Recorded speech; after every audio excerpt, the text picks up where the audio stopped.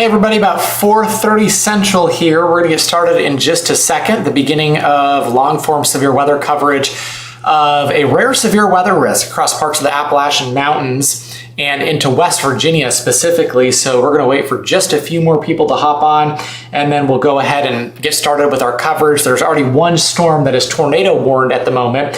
That includes Charleston, West Virginia. And so we're going to start with that storm. It'll be our priority. It's also producing some large to very large hail out there. In fact, most of the storms that we're going to see here over, let's say, the next few hours are more than likely going to be some big time hail producers. We're talking 1.5 to 2 inches in diameter, if not a little bit bigger than that. And then the deeper into the evening we go tonight, as storms sort of move out of the Appalachian Mountains and then closer to, let's say, parts of the mid-Atlantic, they're more than likely going to congeal into a little bit more of an organized line, and that means our hail risk will start to decrease, but the potential of damaging winds will start to ramp up a little bit more. So just a couple more minutes here, or seconds, and we'll wait for just a few more people to jump on, and then we'll kind of dive right into our coverage. Currently active, we have 3 warnings in place, 3 severe thunderstorm warnings and 1 tornado warning.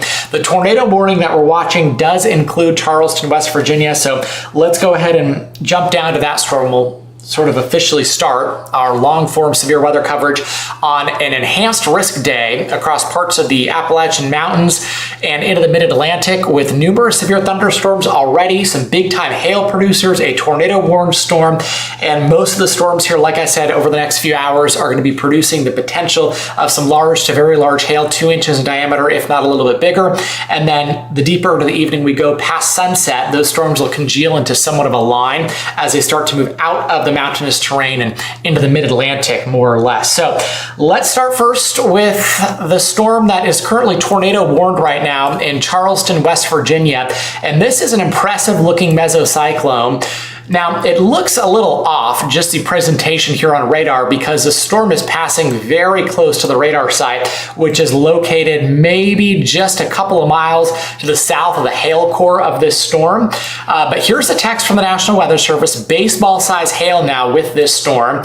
And it is a tornado warning for southeastern Putnam as well as southwestern Clay and northwestern Fayette County until 6 p.m. So Doppler radar indicated rotation. The storm itself is moving to the east at about 65 miles per hour. So this is a quick moving storm. Notice where we have the really pronounced hail core. We're talking baseball size hail or bigger. And when you start talking about baseball size hail, that's the type of hail that's going to be doing some really significant damage to roofs, to trees, to any type of glass. And so it's a pretty significant storm now that is rolling through. It looks like the north side of Charleston that's seeing the worst of it at the moment. The hail core is spanning several miles here. Those deep lavender color that you're seeing, the purple colors, indicate where obviously you're getting some of the large baseball size hail in here. Zooming in a little bit tighter, you have spots like Tyler Heights down through Dalewood Park, east to Guthrie, and that is a several mile path. In fact, we can kind of measure this. Across, we have an 8-mile wide from west to east hail core, where we probably have some baseball size hail that's currently falling. So big time hail with this storm, and then also the potential of a tornado. The rotation has increased a little bit over the past 15 minutes, and that has prompted the National Weather Service to issue a tornado warning.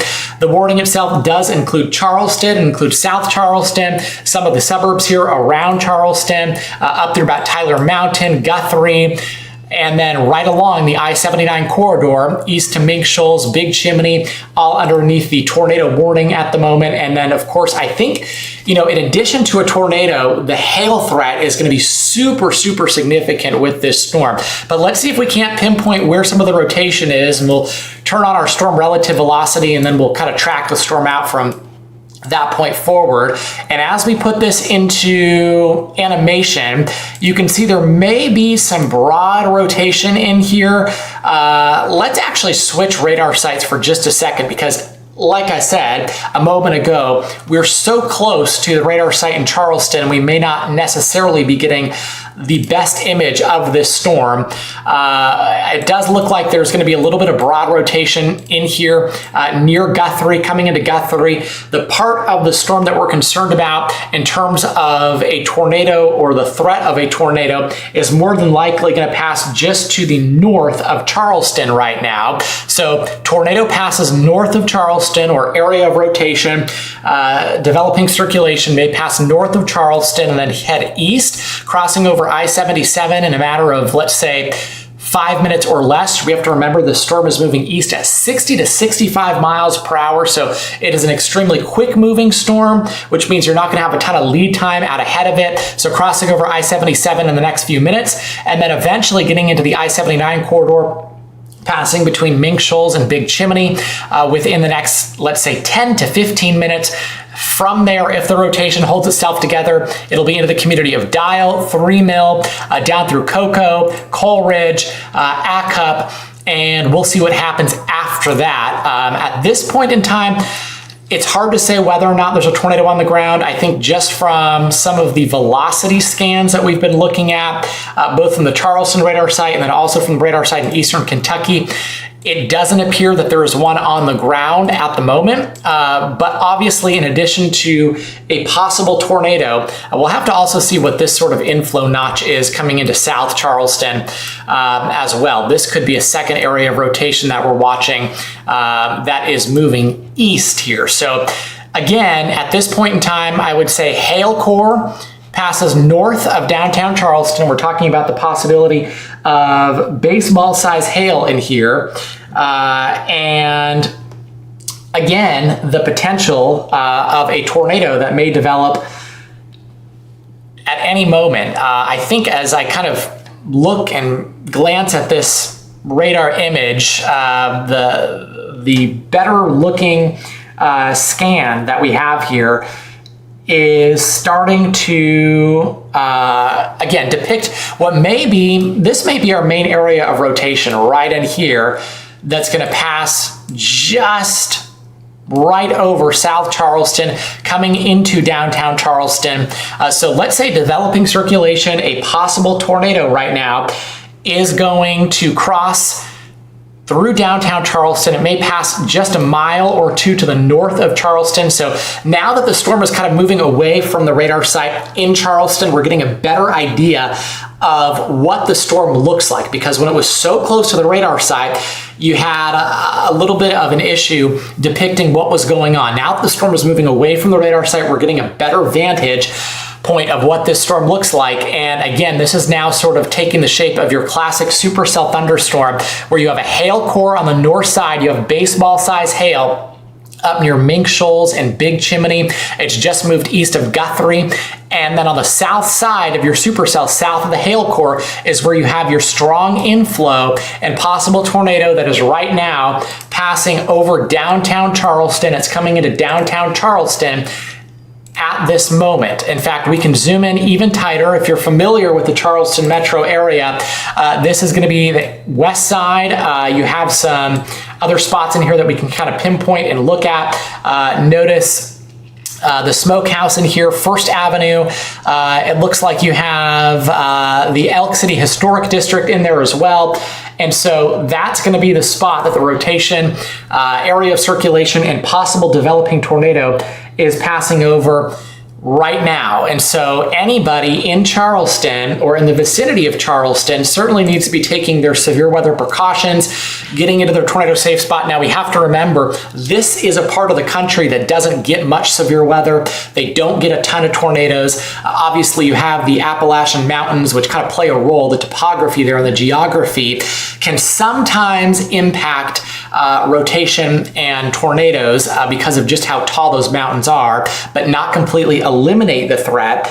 And so again, right now it looks like there is a situation unfolding in downtown Charleston. Let's look at this from a broader point of view, where you have a supercell thunderstorm, sort of the perfect ingredients coming together here over West Virginia. You have decent overlap of wind shear. Dew points have been meager today in the 40s and 50s, but still it looks like this storm has overcome that a little bit. So moisture is enough to give us a severe weather threat and to give us a tornado threat. We have, it looks like, at least 3 or 4 distinct supercell thunderstorms out there, stretching from southern Ohio into far northern parts of Kentucky, working their way into West Virginia. And this is the part of the afternoon and the evening now that we're getting to, and it's why we've started this live stream, that there's a bit more of a tornado threat that's starting to ramp up. And that tornado threat will be at play here, at least for the next couple of hours, before storms start to congeal a bit more into a line as they work their way towards the east, out of the higher terrain of the Appalachian Mountains, getting into parts of the mid-Atlantic, the DMV later tonight, and that would be more of a straight line damaging wind threat versus a tornado threat. But boy, this is a mean looking storm now that is rolling through downtown Charleston. You have the hail threat and you have the tornado threat. Both of those are pretty prominent at the moment. This looks like a storm that you might see out across central Kansas and through Oklahoma versus West Virginia. But regardless, here we are. Tornado warning continues for downtown Charleston. The area of rotation, possible tornado, is likely crossing over downtown Charleston, West Virginia at the moment. And then you go just a few miles to the north of that, you have your hail core, where we have baseball size hail that's occurring, your Mink Shoals through Big Chimney up near Sandy. And the storm is moving to the east at about 65 miles per hour. So first thing I want to do is go ahead and put on a track to let the folks out ahead of the storm know that A, it's on its way as it moves east, and then B, give you an approximate time of arrival. So again, storm moving east at 65 miles per hour. This is a destructive storm. And keep in mind, storms today moving this fast at 65, not going to give you a ton of lead time here. So here are some approximate times of arrival. Again, we're looking at the tornado warned storm that is now rolling through downtown Charleston, West Virginia. Charleston, in the next minute, you're going to have the rotation passing over downtown. Utah in the next 3 minutes. Snow Hill in 4 minutes. Coal Fork in the next 6 minutes. Simcoe in 9 minutes, Quick in 12 minutes. Again, these might be some smaller communities, but this sort of sets the stage for you in your mind, gives you an idea of where the storm is going, especially if you're familiar with this area. Some of these smaller communities may sound familiar to you. The rotation heading towards Sanderson in the next 13 minutes, Odell in 14 minutes, Blakely in 17 minutes, Glenn in 20 minutes, Crosby in the next 21 minutes. And again, if the rotation holds itself together, which it may, and the hail core holds itself together, which it may as well, it'll be into Fola in the next 27 minutes, Heartland in 27 minutes, and Clay in about 30 minutes or so. And so we're in the type of environment today where I don't think we're dealing with a big threat for long track violent tornadoes, but there is definitely the potential of long track supercell thunderstorms that may produce wide swaths of destructive hail over a long period of time. So again, the storm that we're concerned about has now just moved over downtown Charleston. Latest radar update confirms that Charleston has now gone through the threat, and we can give you the all clear from the threat of severe weather and a tornado in the near term for Charleston. Rotation is passed east of Charleston now and continues to march east of I-79. The hail core is going to be more of an issue at this point than I think a tornado.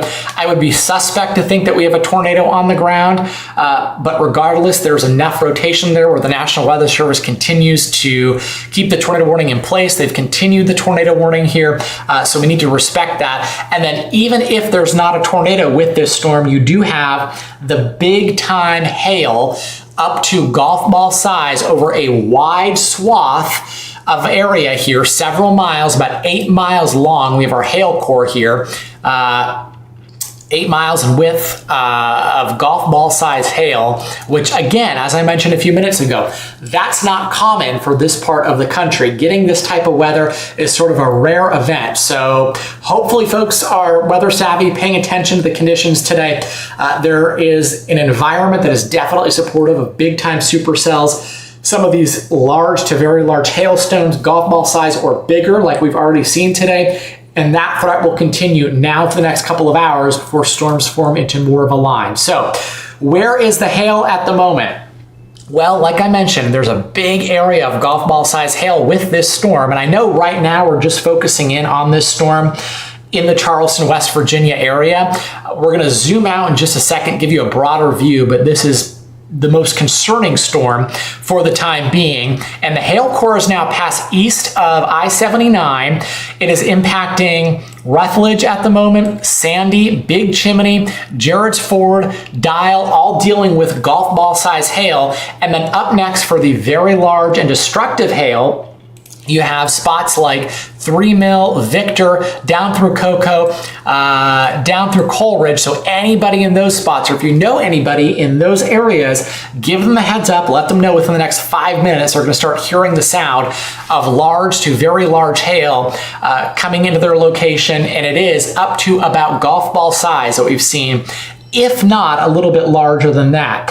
So again, right now impacting communities like Dial, Jarrett's Ford, crossing over Highway 119, near Pinch, near Rutledge, and then within the next 5 minutes or less, you're gonna have that golf ball size hail coming into 3 Mill, Victor, Cocoa, Pentacre, and Coleridge. After that, it heads out towards Queen Shoals and Barron Creek. And keep in mind, we still have a tornado warning in place with this storm. Let's turn on velocity for a second. And remember, velocity helps us to determine where the rotation is and also how strong that rotation may be and which direction the winds are blowing. So for the time being, you can see that there is sort of a broad area of rotation here that is east of Blunt at the moment, and it's over Putney. So we zoom in a little closer now and check out how we have the green colors here that are blowing towards the radar site. You have greens that are blowing towards the radar site, reds away from radar, and then where those two meet up, right, you have to keep in mind that you have winds that are blowing in opposite directions, different directions. So there's your wind shear, there's your rotation, developing circulation, and possible tornado now over the community of Putney, West Virginia. The rotation itself heads east and is up into the community of Pound Fork and Blakely within the next 5 to 10 minutes. So anybody from Pound Fork to Blakely, it looks like that's going to be the spot in the near term within the next few minutes that the rotation is going to pass over. And then from that point forward, after that, the rotation heads east, and if it holds itself together, again, it could be very near Pound Gap or passing just north of Pound Gap, getting into Crosby, Independence, Bentry. No tornado warning out for your location yet, but we can use common sense and think, okay, well, here's our rotation right now. If it holds itself together, it's heading east and may impact some of those communities in the blue circle down the road, though no tornado warning yet for Independence, Bentry, Crosby, and Vaughan. However, like I said, if the rotation holds itself together, a downstream tornado warning may eventually be required. And again, we do still have evidence of, I would say, strong rotation in here that is just to the south or very near Putney, crossing over, it looks like Big Hollow Road, and heading east along, that appears to be Goose Hollow Road. And so you do have your bright green colors here, your red colors here, again, blowing towards and then away from the radar side. And where those two meet up is where you have your rotation and possible tornado that's taking place. It's interesting as we look at sort of the loop here over the past 15 to 20 minutes, you kind of keep in mind that the tornado warning was issued, right? They draw that polygon because that's where they think the rotation will track, is within that polygon and due east. Now it's sort of looking like the rotation actually is moving on the south side of this polygon, a little bit further south than where we have the polygon in place. The rotation and possible tornado developing circulation is passing between Mammoth and Putney right now. And so we'll see whether or not the National Weather Service chooses to draw a new tornado warning south of where the additional polygon is, if that makes sense. Now, obviously, you still have your large to very large hail that's taking place within this storm. I mean, check out some of the values that you're seeing here on reflectivity. You have deep, deep purple, magenta colors, even some of the teal colors starting to pop up. That is large to very large hail, baseball size hail, 2.75 inches. That if you're in the path of it, it will 100% do damage to sometimes glass with windows in a home, the roof of a house, oftentimes cars. And so that's why if you are out ahead of this very dangerous storm where we have, again, a hail core with baseball-sized hail, and then the possibility of a tornado, you need to be sheltered. So let's track this storm out, the tornado warning stormed out. And then for the first time here on live, we're gonna zoom out and take a look at some of the other storms that we have in place. Again, Charleston, West Virginia, we can give you the all clear for the time being from the threat of severe weather. But storms moving fast, moving east at 65 miles per hour. So here's a track. And keep in mind, this is just approximate. The storm may get to you a little before or after this time that you see here on the screen, but coming into Blunt in the next minute, Pound Fork in the next 7 minutes, Blakely in 7 minutes, Bentry in about 13 minutes, Greendale in 14 minutes, rotation, possible tornado, and golf ball size hail coming into Harriet in the next 22 minutes, Tipton in 23 minutes, and then Poe in about 24 minutes down the road. So dangerous storm that we have moving out of the Charleston, West Virginia metro area, but now it is moving east of there, still producing the very large hail up to golf ball size. And then we also pinpoint and looked at where we have some of the rotation, which I would still describe as moderate to maybe even strong rotation. So it is possible there may be a developing circulation and possible tornado in that area. So let's look at some of the other storms that we have in place. Here's the bigger picture, right? First of all, the surface features that we're pointing out. You have a surface area of low pressure that's almost all the way into Ontario up here. And then beneath that surface area of low pressure, you have a warm front that drapes across parts of the Great Lakes and into upstate New York, south through parts of Pennsylvania, and the warm front now just getting into the nation's capital. Beneath the warm front, or to the south of that warm front, you have an unstable air mass. Daytime heating temperatures in the 70s and 80s that is taking place. Dew points have struggled a little bit today. They're sort of meager in the 40s and 50s, but that's still enough to sustain a severe weather threat. And so it may lower the tornado threat a bit, the fact that our dew points are sort of meager in the 40s and 50s, but not completely eliminate it, as we've already seen today. But as I was saying, there's your area of low pressure coming into Ontario, and then you have a warm front which drapes across parts of the East Coast into Pennsylvania, dipping down into Washington. South of that warm front and west of that warm front, you have the unstable air mass, and then here comes your forcing for storms today. Along and ahead of the cold front is where we have the forcing that's taking place, allowing those thunderstorms to pop up. So several of the ingredients are there. Notice this isn't a super broad or long warm sector that we have ongoing here. The cold front is pretty close to the warm front, so that will maybe limit our severe threat today in duration, but not necessarily have an impact on intensity. So that's the bigger picture. That's the storm system that's causing the active weather. Good news is, with our storm down across Charleston, east of Charleston now, it looks like with the latest radar scan, the tornado warning has been canceled. So tornado warning has been canceled for the storm east of Charleston, West Virginia. Still though, we have baseball size hail within this storm, and likely at least some weak areas of rotation near Putney, passing between Putney and Mammoth, but there's no evidence of a tornado on the ground at this point.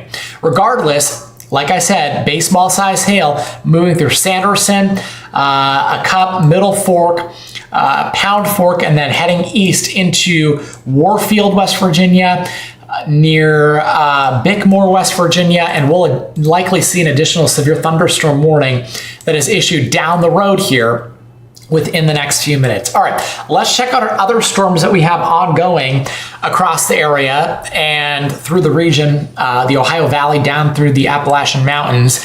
Check out this storm. This is actually now in extreme northern Kentucky and southern Ohio. You have another storm that sort of has a supercell characteristic that is near Portsmouth, just south of Portsmouth. Let me read you the text from the National Weather Service. $half size hail with this storm. We'll read the text together and then track the storm from that point forward. So here it is. Severe thunderstorm warning for northeastern Boyd, Greenup, southwestern Gallia, southern Jackson, and Lawrence County until 7 p.m. Again, this is in northeastern Kentucky and southeastern Ohio. Here's the storm that's warned for half-dollar size hail that is really straddling the Ohio and Kentucky state line.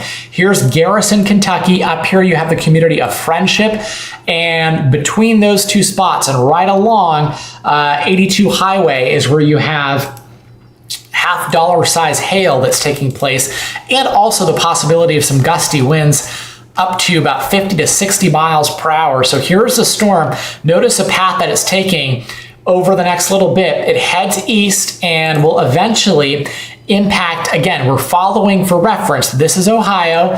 This is Kentucky. We're looking at southeast Ohio, northern Kentucky. This will head east, likely impacting Wirtland, Kentucky, Ironton, Lawrence, Ohio, and then moving into West Virginia from that point forward. So let me track out the storm for you. We showed you where the hail core is. This has a considerable tag on it. The storm is moving to the east now at 55 miles per hour. So here it goes, heading east at 55. And notice some areas in the path of this storm. Getting into Quincy in the next minute, Lynn in the next 13 minutes, Grays Branch in 16 minutes, Highland Park in 17 minutes, Garden City in 18 minutes, Royersville in the next 27 minutes, Coreyville in 29 minutes, into 8 and 38 minutes, and down the road, 43 minutes from now, we're talking about Jericho down through about Gage, 45 minutes from now. Obviously, like the other storms that we have out there today, this storm that we're tracking right now, which again continues to straddle far northern northeast Kentucky and southern Ohio near Portsmouth heading east, is more than likely going to be a hail producer now for the next couple of hours. And we'll have to keep an eye on any areas of rotation that may develop. Notice how you kind of have your classic supercell look to this storm with the inflow, the warm, moist air rising up into the storm, and then your hail core on the north side. Let's check the velocity with this one and see if we can't pick out if there are any areas of rotation. And there is some broad rotation at the moment that's passing over Quincy, south of St. Paul on the Kentucky side, and the rotation is certainly not strong enough. There it is now. It's moved east coming into the community of Latita along AA Highway. Notice how you have your reds that are blowing away from the radar side, greens blowing towards the radar side, and where those two meet up, there's a little bit of broad rotation, not enough to pull the trigger on a tornado warning and not enough to be concerned about at this point yet. The bigger issue, more than likely, is going to be for the possibility of some large to very large hail. Let's check out the other storm that we have ongoing today. Now it looks like we have three dominant storms. We have the storm that has moved out of Charleston. It's heading east now towards Craigsville, West Virginia. We have the storm that we just tracked a moment ago, closer to Portsmouth in southern Ohio, southeastern Ohio, and straddling northern Kentucky there, out near Wirtland. That storm producing some half-dollar size hail. And then here's the third storm that we have not yet tracked, but we're going to right now. And then I'm going to try to answer some of your questions in just a moment. So let me read you the text from the National Weather Service on this storm that is near Buffalo, West Virginia. Here it is. It is producing ping pong ball size hail. So severe thunderstorm warning for southeastern Gallia, east central Lawrence, Mason, northern Putnam, north central Kanawha, southwestern Roane, and southern Jackson County until 6:45. Severe thunderstorm was located 7 miles to the south of Gallipolis, moving east at 55 miles per hour. And we do have some ping pong ball size hail within this storm. I think just looking at this storm, the structure here on radar as it passes south of Leon and is kind of riding right along Highway 35 there, it's not quite as organized perhaps as the other two supercells that we have. It's a little bit elongated in nature, right? You don't necessarily have your looping storm where you have the hook coming into it, clear inflow. So not quite as organized with this storm coming into Buffalo, West Virginia, passing over 35 Highway. But regardless, it is possible that we have some ping pong ball size hail in here and maybe some damaging wind gusts embedded in there as well. And this storm continues to move east at about 55 miles per hour. Eventually, it will more than likely pass over I-77 here. And keep in mind, storms today across both Kentucky, Ohio, and West Virginia have been moving at about 60 to 65 miles per hour. A little slower than that in a couple of cases, but regardless, these are very fast-moving storms. That means there's not a ton of lead time. So I'm going to pull the track out a little bit more on this storm for just a second as we track it. Again, we've talked about storm number 1. This was previously tornado warned, moved out of Charleston, now getting close to Dixie and Clay with a hail core, golf ball size hail, passing between Dixie and Clay, West Virginia, coming into Craigsville down the road. We talked about that one. We also talked about storm number 2 out near Portsmouth here, straddling both southeastern Ohio and northeastern Kentucky. That one looks pretty organized. And then our third storm that we're tracking right now is between Leon and Buffalo, West Virginia. This one is headed east and will likely cross over I-77 within the next 20 minutes or less. And this storm has the possibility of producing ping pong ball size hail, although to be honest, out of all the other storms, between the 3 storms, this one that we're looking at right now perhaps looks the least organized. But regardless, all the storms out there today are dangerous. So here's a track, and this storm in particular is moving east at about 55 miles per hour, getting into Emma in the next 14 minutes, Goldtown in 17 minutes, Plum Orchard in 19 minutes. The possibility, here's what we're tracking, the possibility of ping pong ball size hail and winds to 60 miles per hour, as well as blinding rain coming into Belle Grove in the next 22 minutes, Red Knob in 26 minutes, Kettle in 27 minutes, Walton in about 32 minutes, Wellford in 36 minutes, Walnut Grove in 38 minutes, and then down the line, getting into Clay, West Virginia in 52 minutes, Little Italy, the community of Little Italy there in 54 minutes, O'Brien in 58 minutes. And I know this is kind of far out, right? We're looking at an hour out from now. But like I said just a second ago, these storms have been moving at about 55 to 60 miles per hour.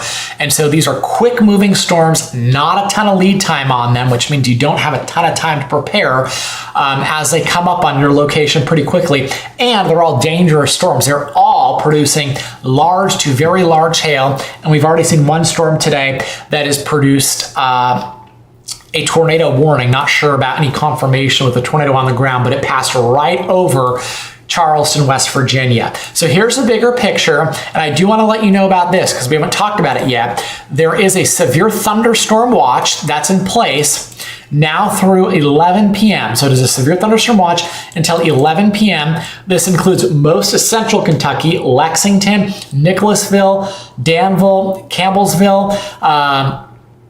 This also includes a good chunk of eastern Kentucky as well. Far southern Ohio does not include Columbus.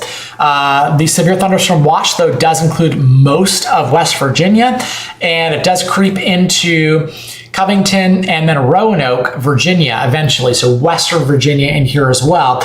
And that watch in particular is advertising the possibility of storms that may produce hail 2 inches in diameter or larger.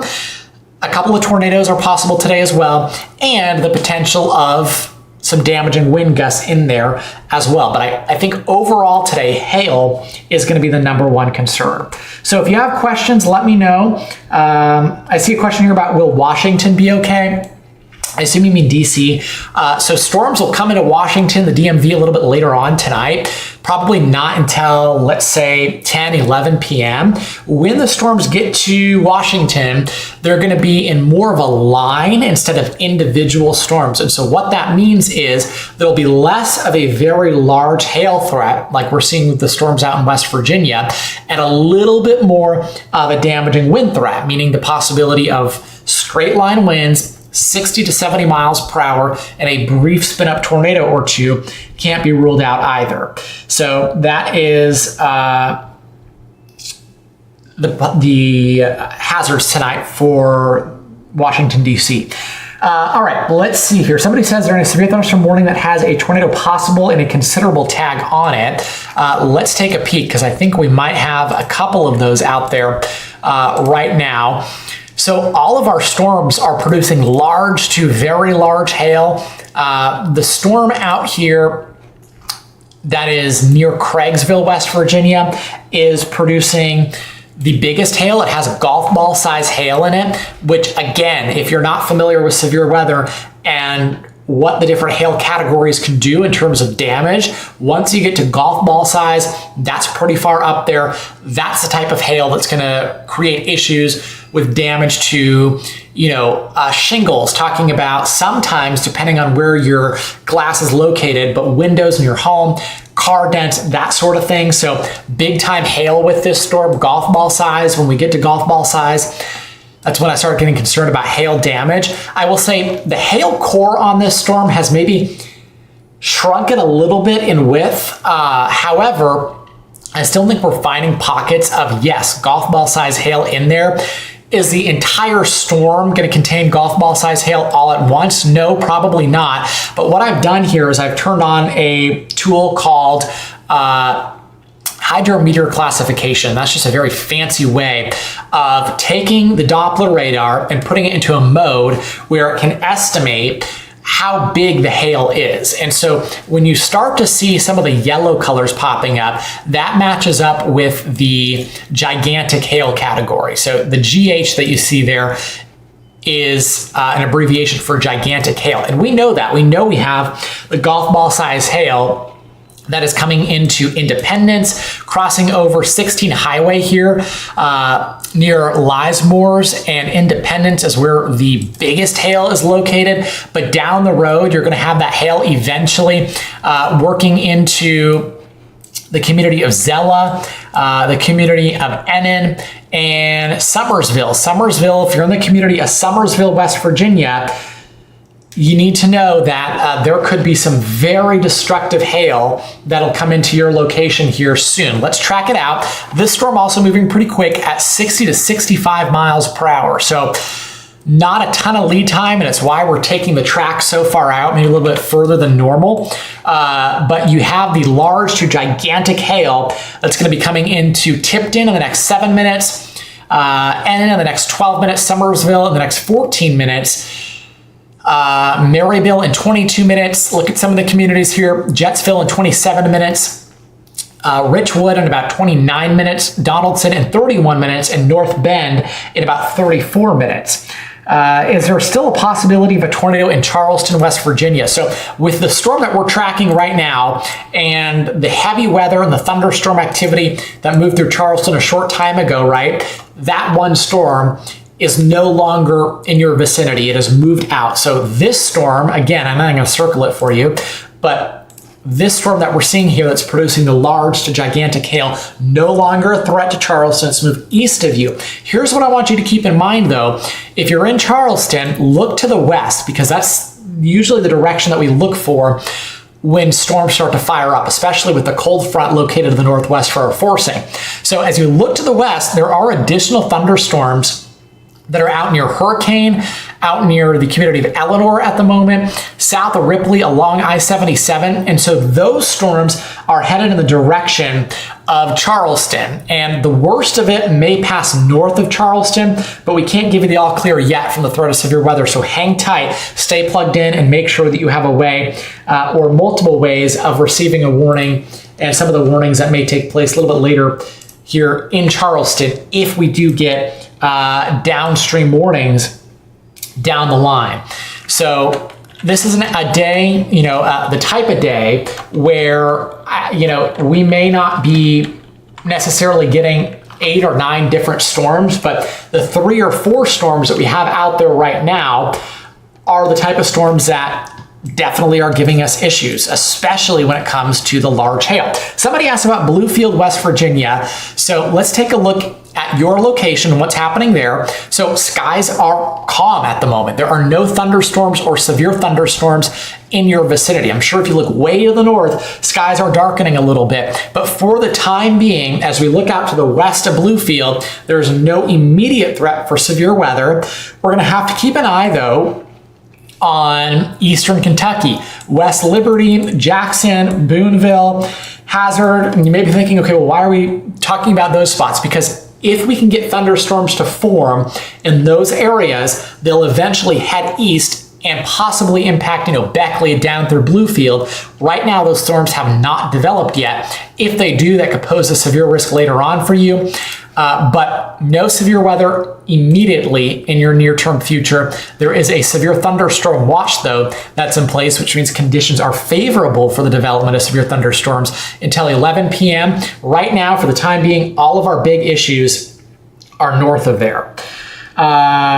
Somebody asked about what time I was thinking. Just let me know what you're talking about. I can give you a better idea, and we can go from there. But most of West Virginia right now is underneath a severe thunderstorm watch that's in place until 11 p.m. tonight.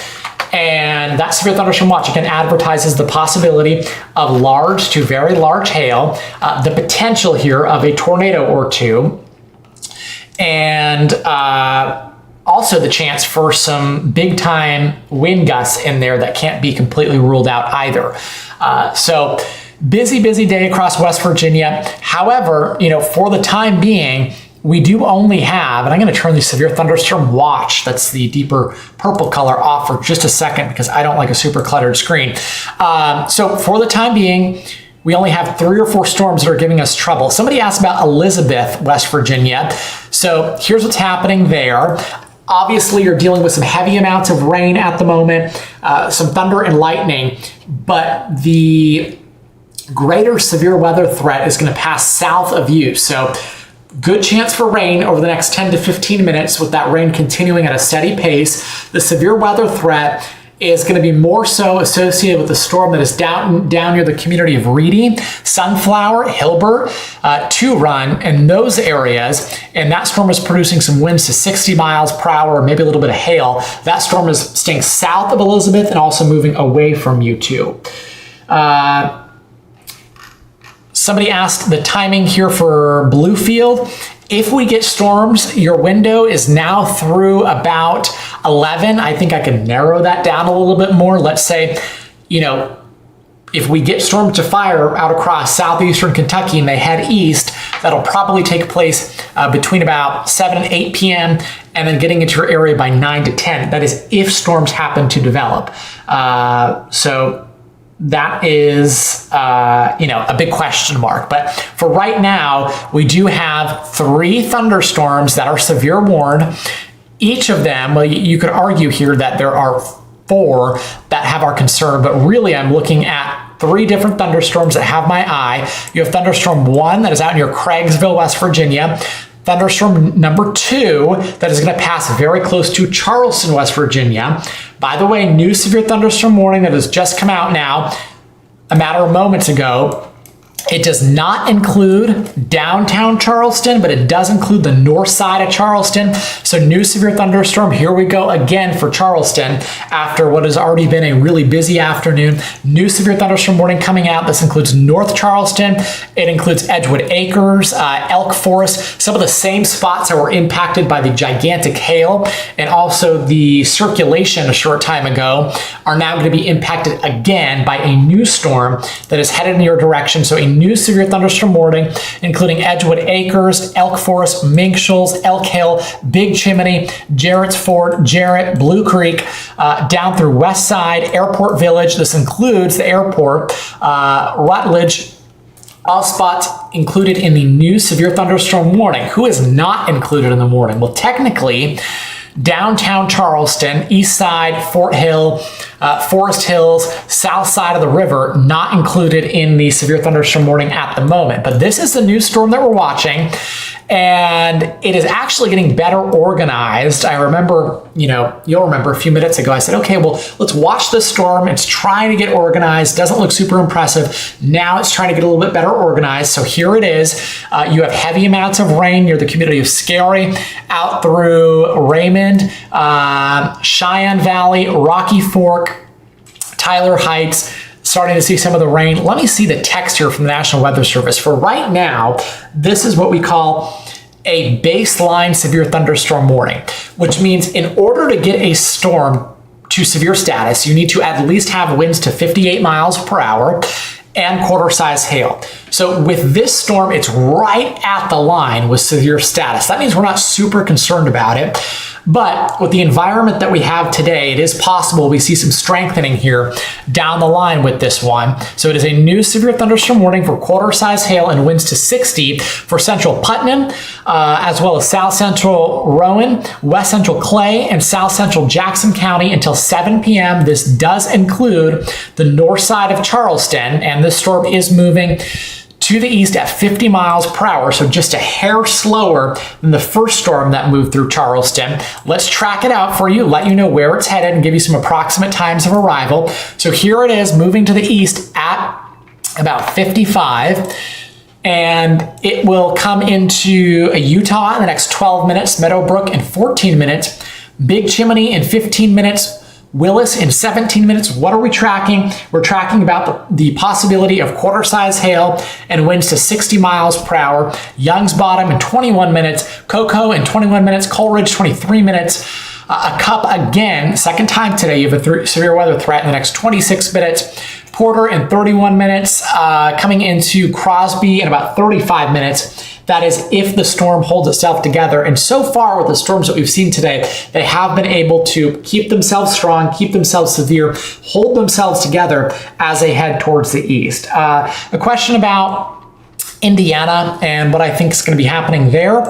Well, look at where you are in relation to the cold front. So here's your cold front that is now moving through far southeastern Indiana. West of that boundary, right behind that boundary, is stable, cooler air. And so as long as you're behind that boundary, there's not a threat for severe weather. So I would say most of Indiana is in the all clear tonight. In fact, a very low threat for severe weather there across Indiana. A question here, where else do we have? About Beckley, West Virginia. Let's take a peek at Beckley for a second. And I think you're okay right now. There are no active severe thunderstorm warnings near Beckley. As you go north though, right, we've kind of had this corridor of severe weather this afternoon. Some of the same storms running over the same spots, or different storms running over the same spots. This kind of corridor across central West Virginia, where we've had some of the higher severe weather coverage. So that's where the storms are now. They're north of Beckley, and if we want severe weather in Beckley, nobody really wants severe weather, but this is so to speak. If we're looking for severe storms, we want to be looking to the west and towards the western sky, especially here out across eastern Kentucky. And right now, there are no severe storms in this area, and no storms at all. The sky is clear. If we start to see storms popping from, eastern parts of Kentucky into far western West Virginia, they may eventually head for Beckley, but we're not at that point yet, which means there's no threat of severe weather in the near term. You don't have anything to worry about right now, but you are underneath a severe thunderstorm watch here for the next several hours until 11 p.m. And so until that watch expires and until the cold front comes through, there will be at least the potential for strong storms. The environment is conducive for strong to severe thunderstorms there. So again, it is a busy day where we have big hail. Hail appears to be the biggest issue so far with the storms out there. Somebody said, has there been any touchdowns yet today? I have not seen any. We had one tornado warning so far today. That's it, just one. And that one was in place there for Charleston, West Virginia.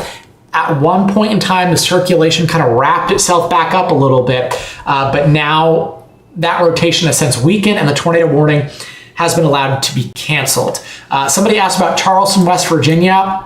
So I was just talking a second ago how about you already had one tornado warning earlier today, and right now there is a severe thunderstorm warning, a severe thunderstorm warning polygon that has been drawn up, and at the moment the actual polygon does not include Charleston, but we're tracking a brand new thunderstorm here that is likely going to be passing just north of downtown Charleston. So here's our new severe thunderstorm. This one looks much less organized than the first storm that came through Charleston, which is the good news. It is much less organized, but it is still going to bring the potential of very heavy amounts of rain and the threat for some quarter-size hail, maybe a couple of wind gusts up to 60 miles per hour, especially here on the north side of Charleston. And so because of that, you're going to have more than likely more bad weather coming through in the next little bit. This storm is moving to the east at 50 miles per hour, so just a hair slower than the storm that came through before, the first storm today, which was moving at about 65. But for Charleston, I expect more heavy rain, the potential for some gusty winds, and a little bit of hail coming into town here within the next 10 to 15 minutes. Here's the track on the storm itself. Let's redo that one. And here's the track. And notice how we do have Charleston here in its crosshairs once again. So heavy rain, some hail coming into High Lawn in the next 2 minutes. Jefferson in about 5 minutes. Tyler Mountain in 7 minutes. Davis Creek in about 9 minutes. Then into the west side community in 11 minutes. Charleston in 13 minutes. So there you go. Like I said, 10 to 15 minutes.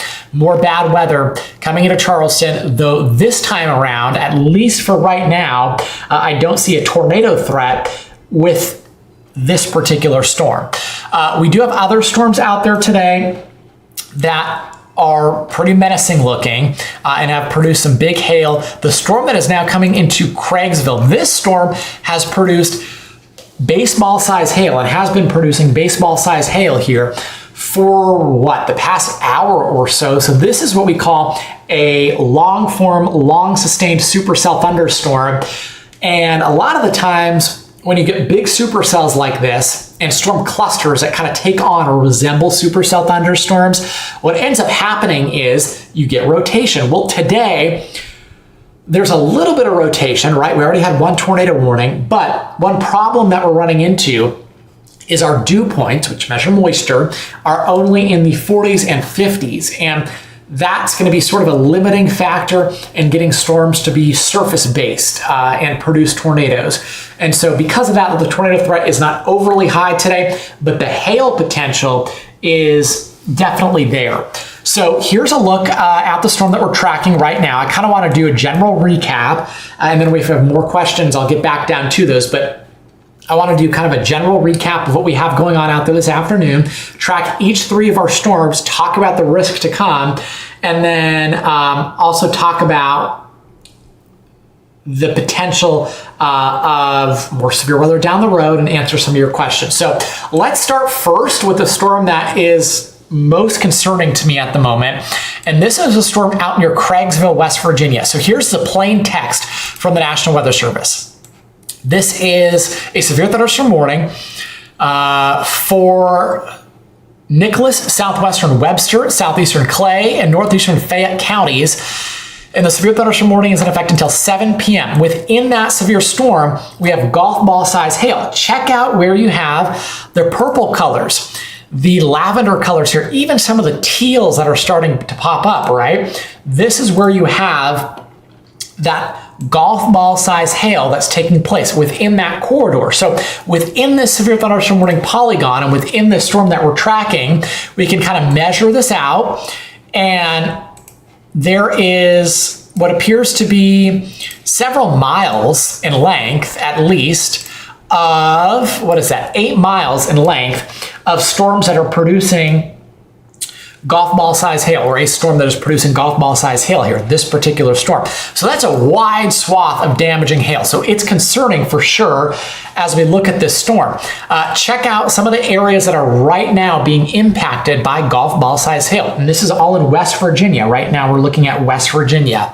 So many spots here within this storm are being impacted by the large to very large hail and the golf ball size hail in here. That right now stretches from Groves Ford. It's riding right along 19 highways. If you're familiar with this area, between Terra Estates and Mount Nebo or Mount Lockhart, along 19 highway is where you have golf ball size hail that's falling at the moment. So hopefully folks are okay out there. It is now 5:30 Central Time, which of course means it is rush hour. 6:30 on the East Coast, still rush hour there. So you probably have a lot of folks that are traveling out here.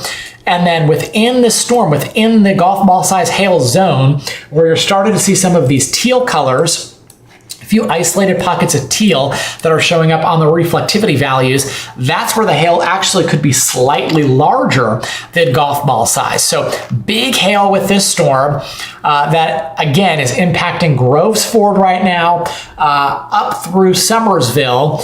And as the storm heads east, there's going to be maybe a few more minutes of calm weather in Snow Hill, Bruce, Tolbert, down through Carp, these communities in West Virginia, probably another couple of minutes of calm weather, and then you're going to start to see some of that large to very large hail moving in. It's interesting, and one thing I want to point out, if you know about weather, then you'll kind of know what I'm talking about here. So this storm, at least initially, was moving due east. Now it would appear the storm is starting to move a little bit to the southeast, kind of has this right mover component to it. And so that's kind of a sign of a really strong strengthening supercell. When you get the storm that is directly moving east and then now is sort of being nudged to the southeast a little bit, that's a sign of a very mature thunderstorm in a supercell.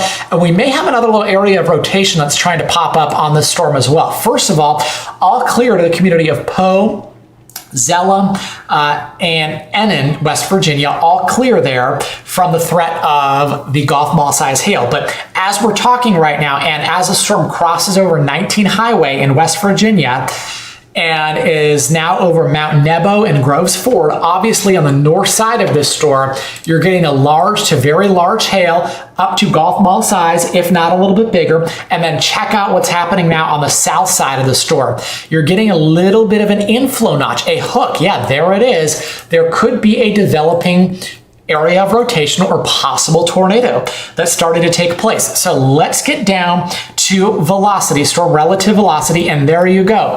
Within the past couple of scans, you have the storm that is more than likely, obviously, like we talked about, producing the golf ball size hail, and now perhaps a developing area of circulation or possible tornado that's trying to develop here near the community of Bruce. We have the reds that are blowing away from the radar. That's the color that I'm referring to. The red that's blowing away from the radar and the green towards the radar, right?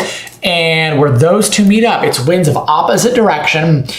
It doesn't take a scientist or a meteorologist to find where the rotation is. This is not all that hard. Where you have the winds blowing towards and away from the radar side, where those two meet up is where you have the rotation. The brighter the color, the stronger the rotation, the stronger the winds. This is not a super strong area of rotation at the moment. It is broad rotation that's over the community of Snow Hill, but we have noticed more of an inflow notch and a hook on this storm within the past couple of scans. And so the whole storm itself is rotating. This is a mesocyclone. But, as we kind of examine this storm, you can see the rotation trying to tighten up a little bit. Once again, and it wouldn't surprise me if we get another tornado with this storm, or I should say another tornado warning.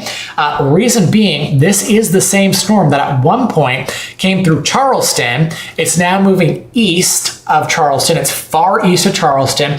It's near Summersville, West Virginia, passing south of Craigsville, West Virginia. And you do have a pretty good looking supercell here with your storm inflow, a little bit of rear RFD, backside winds coming in here, and rotation that's taking place, that notch, that hook that a lot of times we talk about with a storm, that hook echo that's starting to show up. So there's a little bit of low-level rotation and perhaps circulation developing, passing over right now Snow Hill, some rotation coming into Harmony Falls, Carl, Green Valley within the next 10 to 15 minutes, and then it should go without saying, on the north side of this very organized storm is where we have the very big, gigantic hail up to golf ball size, if not a little bit bigger. And I think this storm is strengthening again because A, we have the rotation that popped up a second ago, and then B, notice how we're starting to see more of this teal color in the center of the hail core, that teal color that's starting to pop up. Well, that is hail that might actually be larger than baseball size. And so very large hail, the hail that's getting bigger and the rotation that's starting to strengthen a little bit is an indication of a strengthening storm. So let's track it out. Let's go ahead and focus our attention now on where the storm is headed next. And again, what we're tracking right now is some big time hail and the possibility of some rotation that we're starting to see with this storm, starting to pick up on a little bit more rotation that has kind of developed here. We're looking at the shape of the storm. We're seeing inflow coming into the storm, that hook echo that we always talk about. And so that is a concerning feature coming into Harmony Falls. The storm itself is moving to, it says east at 60. I think the storm is almost jotting a little bit southeast now at about 60. So here's a track at about 60 miles per hour, some approximate times of arrival, coming into Lily in the next 7 minutes, Cordova in the next 19 minutes, Leonard in 19 minutes, Love Ridge in 21 minutes, Modoc in about 23 minutes. And it is the hail that we're concerned about. Number one, the large to very large hail, golf ball or bigger, and then the possibility of maybe another area of rotation that we've picked up here as we're doing our tracking. Within the next couple of minutes, we'll see what happens. For right now, the rotation is not strong enough that is warranted or had the National Weather Service issue a tornado warning on it. But regardless, I'm kind of watching every scan here with this storm.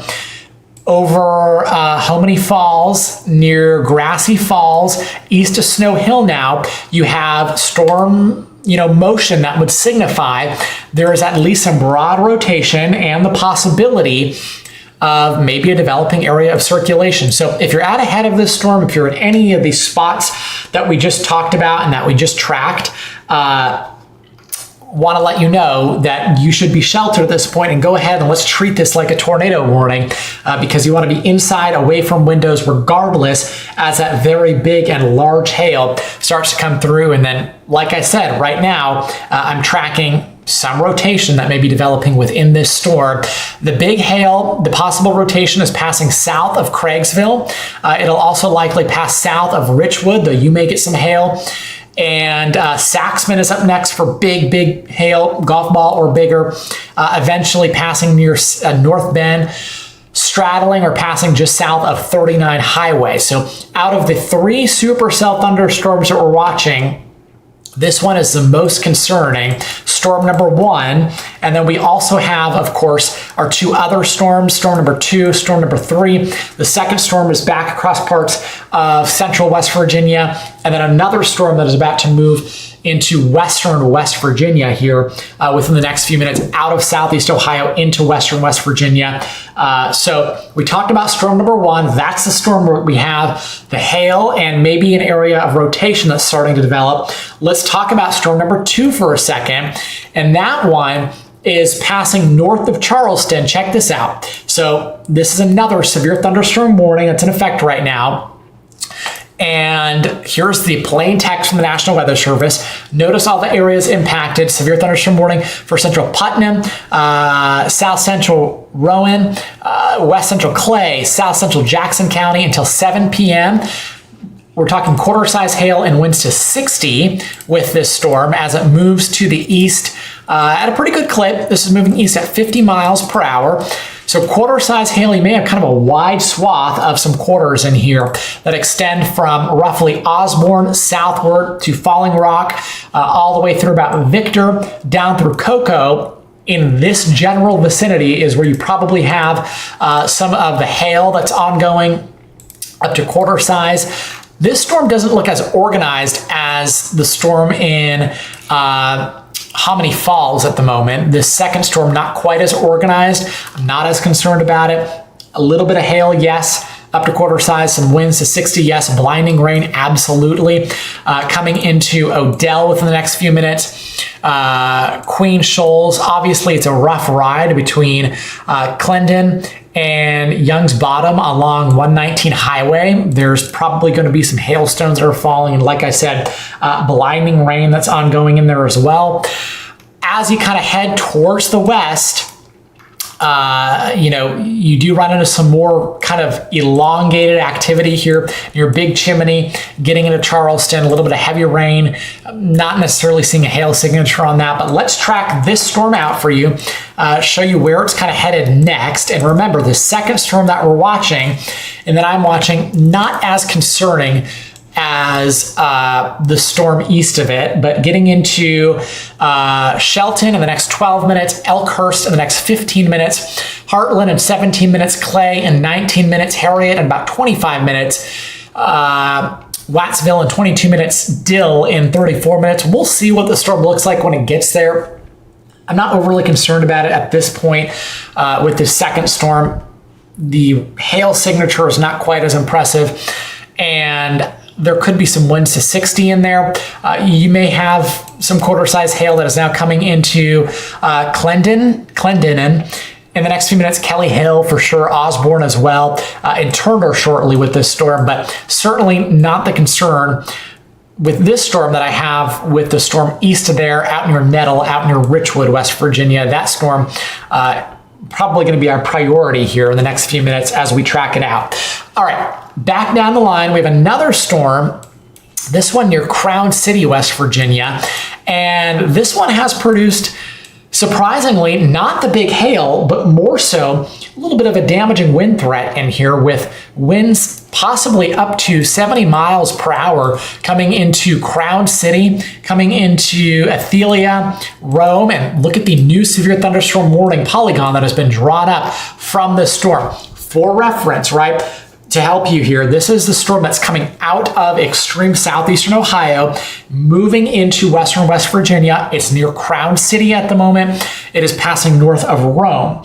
And this one has the potential of ping pong ball size hail on it. So initially, as it was out near Waterloo, out near Kitts Hill, it was producing more than likely some winds to 70. Now it looks like the hail is going to be a bit bigger of a threat. Again, here's Crown City for some reference.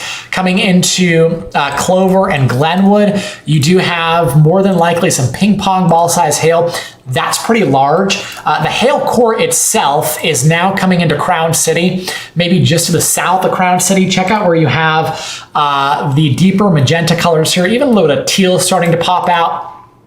That's where you could have some isolated pockets of ping pong ball size hail.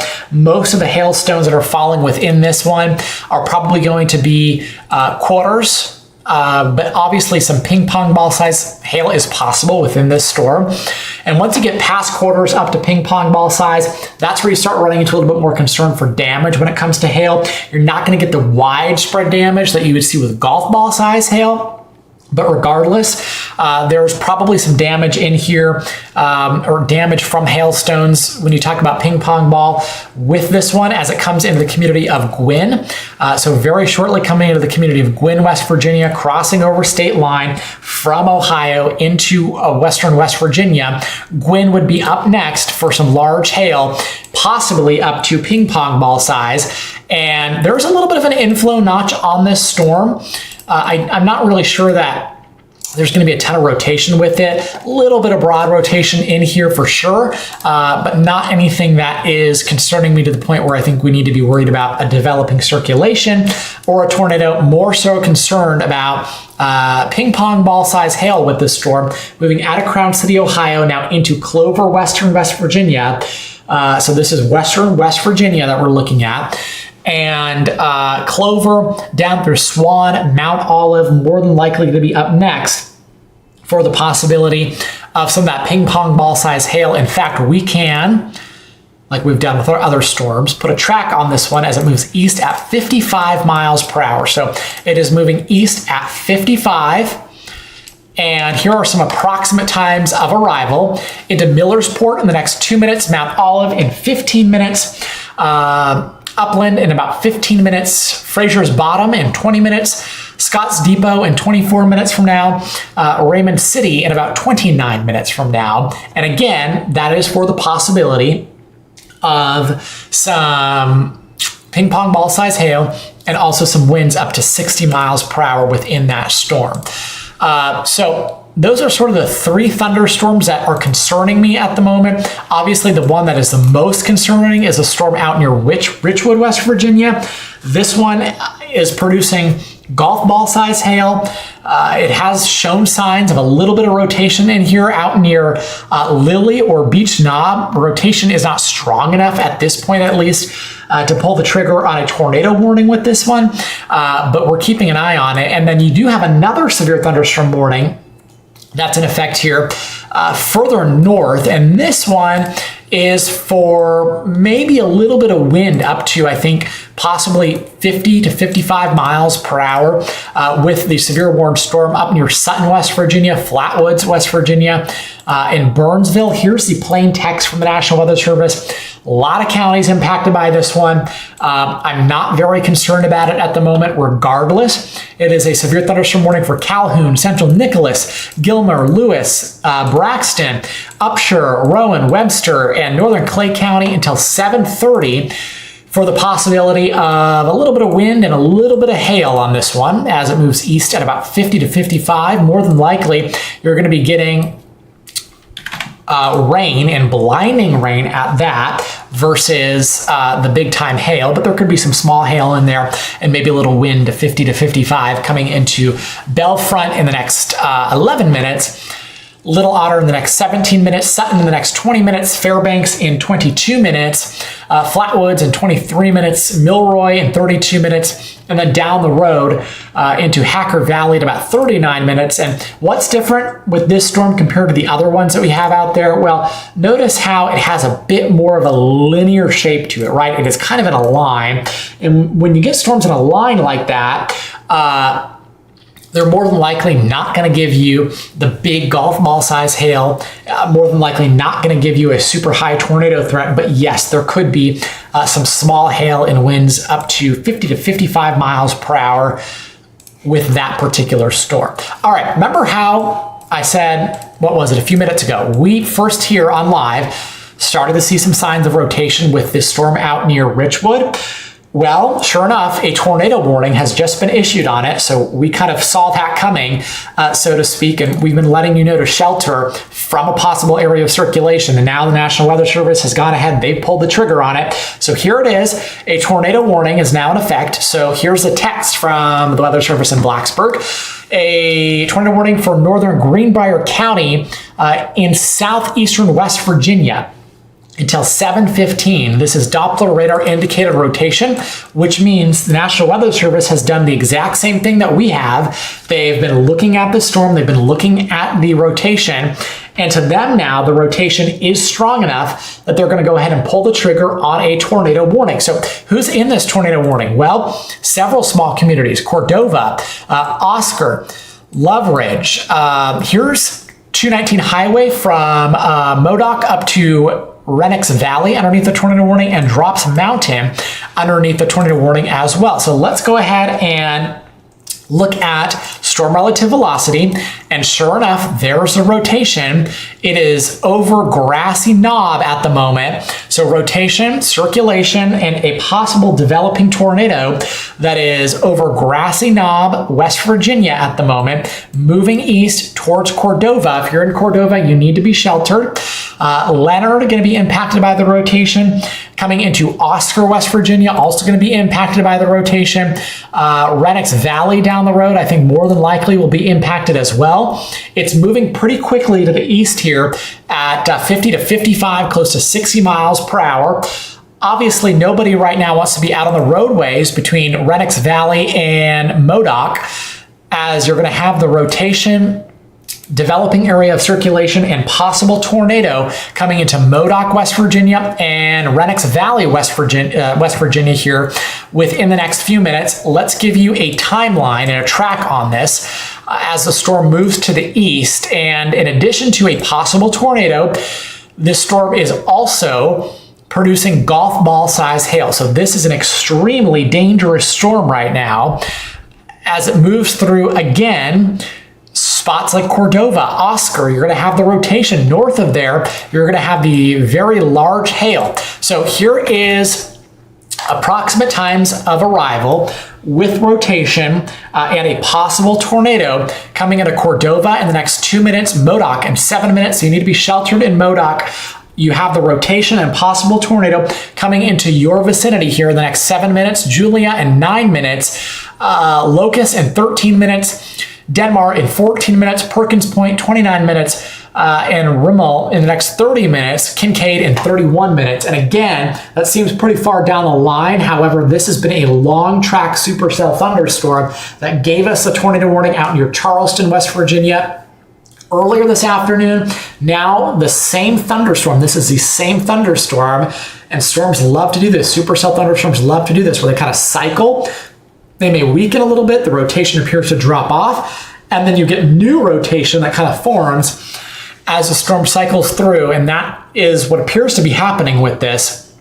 So big time golf ball hail, Locust in 12 minutes, Kennison in 16 minutes, sooner than that probably, coming into Perkins Point here within the next 29 minutes, and we can pinpoint where the rotation, developing circulation, and possible tornado is right now. It is very near Twin Sugars. If you know that area, this is Twin Sugars, kind of a rural area. Here's a small community of Cordova. Rotation is passing through Cordova right now, so whatever's out there is passing through Cordova, West Virginia at the moment. And after that, it'll be coming into Oscar, West Virginia, and Modoc. So those two areas need to be sheltered. Rednecks Valley needs to be sheltered. This is an extremely dangerous storm. In addition to the threat for a tornado on the north side of this storm, you have the extremely large hail. So this is a dual hazard thunderstorm. You have the tornado threat and you have the hail threat with this storm. And the hail threat is going to cover a wider area, more geography and real estate than the tornado threat. But obviously we want to take the tornado threat fairly seriously. With this storm, we've been watching the rotation kind of strengthening and popping up a little bit over the past several scans, and now certainly we do have that tornado warning that's in place. So hail, where is the biggest hail? It is just to the south of the community of North Bend, West Virginia. And it is anywhere that I've just circled as you look at your screen here of the very deep magenta colors and the blue.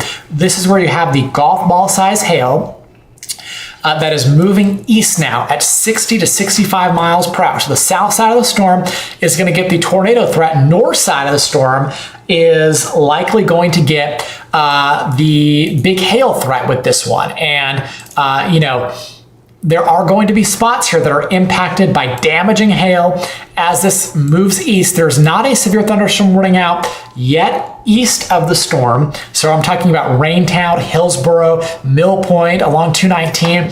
No severe thunderstorm warning yet, but I would think one's going to come out in a matter of moments. There may be a switch up here in the Weather Service office site. This may be a situation. The polygon looks really weird on this storm, to be honest with you. And I think what may be happening is this area is covered by perhaps a different different National Weather Service site.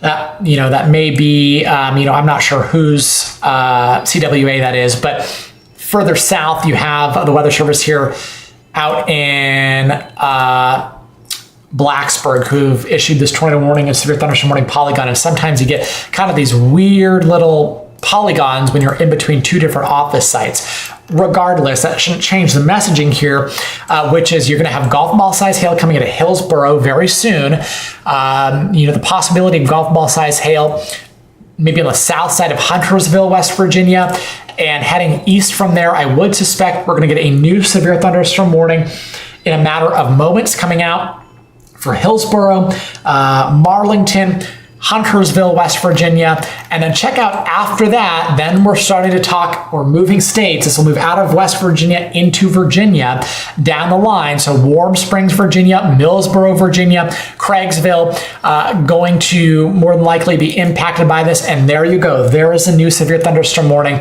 that has just come out. And this is from the National Weather Service in Charleston. So that's kind of the weird, kind of strange sort of switch up in office sites that's caused the oddly shaped polygons. Up here you have the Weather Service in Charleston. Down here you have the Weather Service, I believe, in Blacksburg. And so you have kind of two different areas and two different offices that have been trying to figure out the polygons and how they want to handle it. But there it is. I've kind of streamlined it now. And the new severe thunderstorm warning has come out with golf ball size hail up to golf ball size with this storm. Remember, the southern part of the storm is where we're concerned about a circulation and possible tornado. And then the north side of the storm is where we have the hail. So here's the text on the brand new severe thunderstorm warning.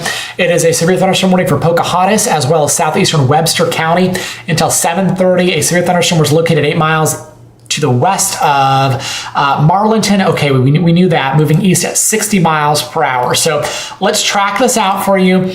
And I want to do kind of two different things. I'm going to do two different tracks. I'm going to do a track for the hail, and then after that, I'm going to do the track for the circulation and possible tornado. So let's start first with the hail. And remember, with this storm, we have the possibility of golf ball size hail in here. So golf ball size hail coming into Spice in 7 minutes, Hillsboro in 10 minutes, Kettison in 11 minutes, Mill Point in 11 minutes as well, Buckeye in 15, that'll be 14 now minutes. Moortown in 28 minutes, West Warm Springs in 34 minutes, and Warm Springs in about 36 minutes from now. And that is where we have the very destructive hail up to golf ball size. Now, let's talk about the south side of the storm, because that's where we have the possibility of circulation and a developing tornado. We talked about a track for the north side of the storm where we have the hail. Now let's talk about where the circulation and possible tornado is headed. And the first thing I want to do is get back over to our storm relative velocity. And I'll be honest with you, looking at the rotation, I don't think that there's a tornado on the ground with this one right this second, but there is still some fairly moderate rotation over the community of Modoc, and it is headed east towards Golden and Julia. So there may be a wall cloud in here. Unsure as to whether or not there's a tornado on the ground. Most likely not. Notice this is radar indicated rotation. So for now, it would appear there's no tornado on the ground, but there is enough rotation that the National Weather Service has kind of looked at this and issued the tornado warning. But let's track the area of rotation and let's say developing tornado, the possibility of a developing tornado to the east now. So rotation coming into White Oak Grove in the next minute, Roar in 4 minutes, Trainer in 19 minutes from now. And so if you're in those spots, and some of those actually are locations outside of the tornado warning polygon, but regardless, if you're in those spots, you need to either be seeking shelter immediately or thinking about where you're going to go to seek shelter as this rotation and possible tornado heads in your direction. So dangerous situation unfolding with that supercell thunderstorm where you have the north side of the storm that's producing the large gigantic hail, and then the south side of the storm that is producing the rotation and possible tornado. So dangerous storm. Even if you're not getting the tornado on that storm, you're more than likely going to be getting a damaging storm with hail and a little bit of wind in there as well. Here's a broader picture out there this afternoon and this evening now as we approach 6 o'clock Central, 7 o'clock on the East Coast. We have 3 storms that have my eye. You have the storm number 1.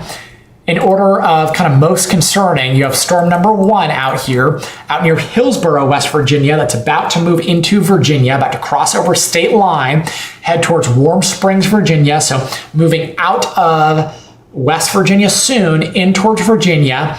But it is tornado warned and it has a severe thunderstorm warning on it for the possibility of golf ball size hail. Now, I think the second most concerning storm is going to be the one out near Hurricane, West Virginia, as well as Winfield. This one has some large hail on it as well. We'll track that next. And then the third most concerning storm still kind of has my eye, but maybe not quite as, let's say, impressive looking just by display on radar as the other two, is going to be the storm out near Summersville and Craigsville, West Virginia. And then you also have a storm that's producing maybe a little wind, a little hail up here closer to Sutton and Flatwoods, that would be. But let's get over to the storm here that is near Hurricane, West Virginia. This one has $half size hail on it. So, that is going to do damage for sure in a few select locations. I think quarter size hail, just in my experience, you're not getting a ton of damage out of it. But as soon as you get bigger than quarter size hail, that's when you start talking some substantial damage. And with this particular storm, we do have the possibility of $half size hail in here. So a severe thunderstorm warning that is out for southern Mason, east central Cabell, as well as Putnam, northwestern Kanawha, southwestern Rowan, as well as southeastern Jackson County until 7:45. The storm is moving east at 60, so it has picked up just a little speed here. Where's the hail core on this one? Well, just like the other storms that we've been tracking, more than likely, you're talking about the bigger hailstones on the north side of the storm. So up near Fraser's Bottom, up near Midway, Eleanor, Winfield Acres is where you're getting the bigger hailstones on this one. And then on the south side of the storm, there's a pretty decent inflow notch coming into this storm. It doesn't look super wrapped up into the point where I think we're dealing with a developing circulation or tornado, but there might be a little bit of broad rotation in here, and we can take a peek at storm relative velocity on this. And there's certainly some broad rotation, as I would have suspected, over Cheyenne Valley, over the community of Hurricane, or just east of Hurricane, riding right along 64 Highway. But the rotation on this one is not overly concerning. We'll see what happens as the storm tracks east. If the rotation can get itself perhaps a little bit better organized, then we may be dealing with a tornado warning down the line. But for right now, the rotation is very broad. More concerned about, yes, the hail with this storm on the north side, up near Eleanor, Winfield as a states, probably not dealing with a ton of super big hail on this one. There may be some pockets of $half size hail where you're seeing some of the deeper purple colors, but the hail core is not quite as pronounced as some of the other storms out there. Regardless, this storm does have a fairly good shape to it, so to speak. So I want to track it out for you as it heads east at about 50 to 55 miles per hour. And again, these storms mostly today have been moving at 55 to 60, coming into Red House in the next 5 minutes, Hometown in 7 minutes, Black Betsy in about 8 minutes, the community of Winter in 13 minutes, Pocatello in 19 minutes, Romance in 23 minutes, Kettle in 29 minutes, and Ryan in 31 minutes. We'll see what happens here over the next half hour and whether or not this storm maintains its strength. It may, but also we have to keep in mind with this storm, the storm that's farthest to the west here out of our 3 supercell thunderstorms that we have in place, this one more than likely is going to be working into an air mass that is fairly overrun. And this air mass at ahead of this particular storm has dealt with already a good amount of rain and wind.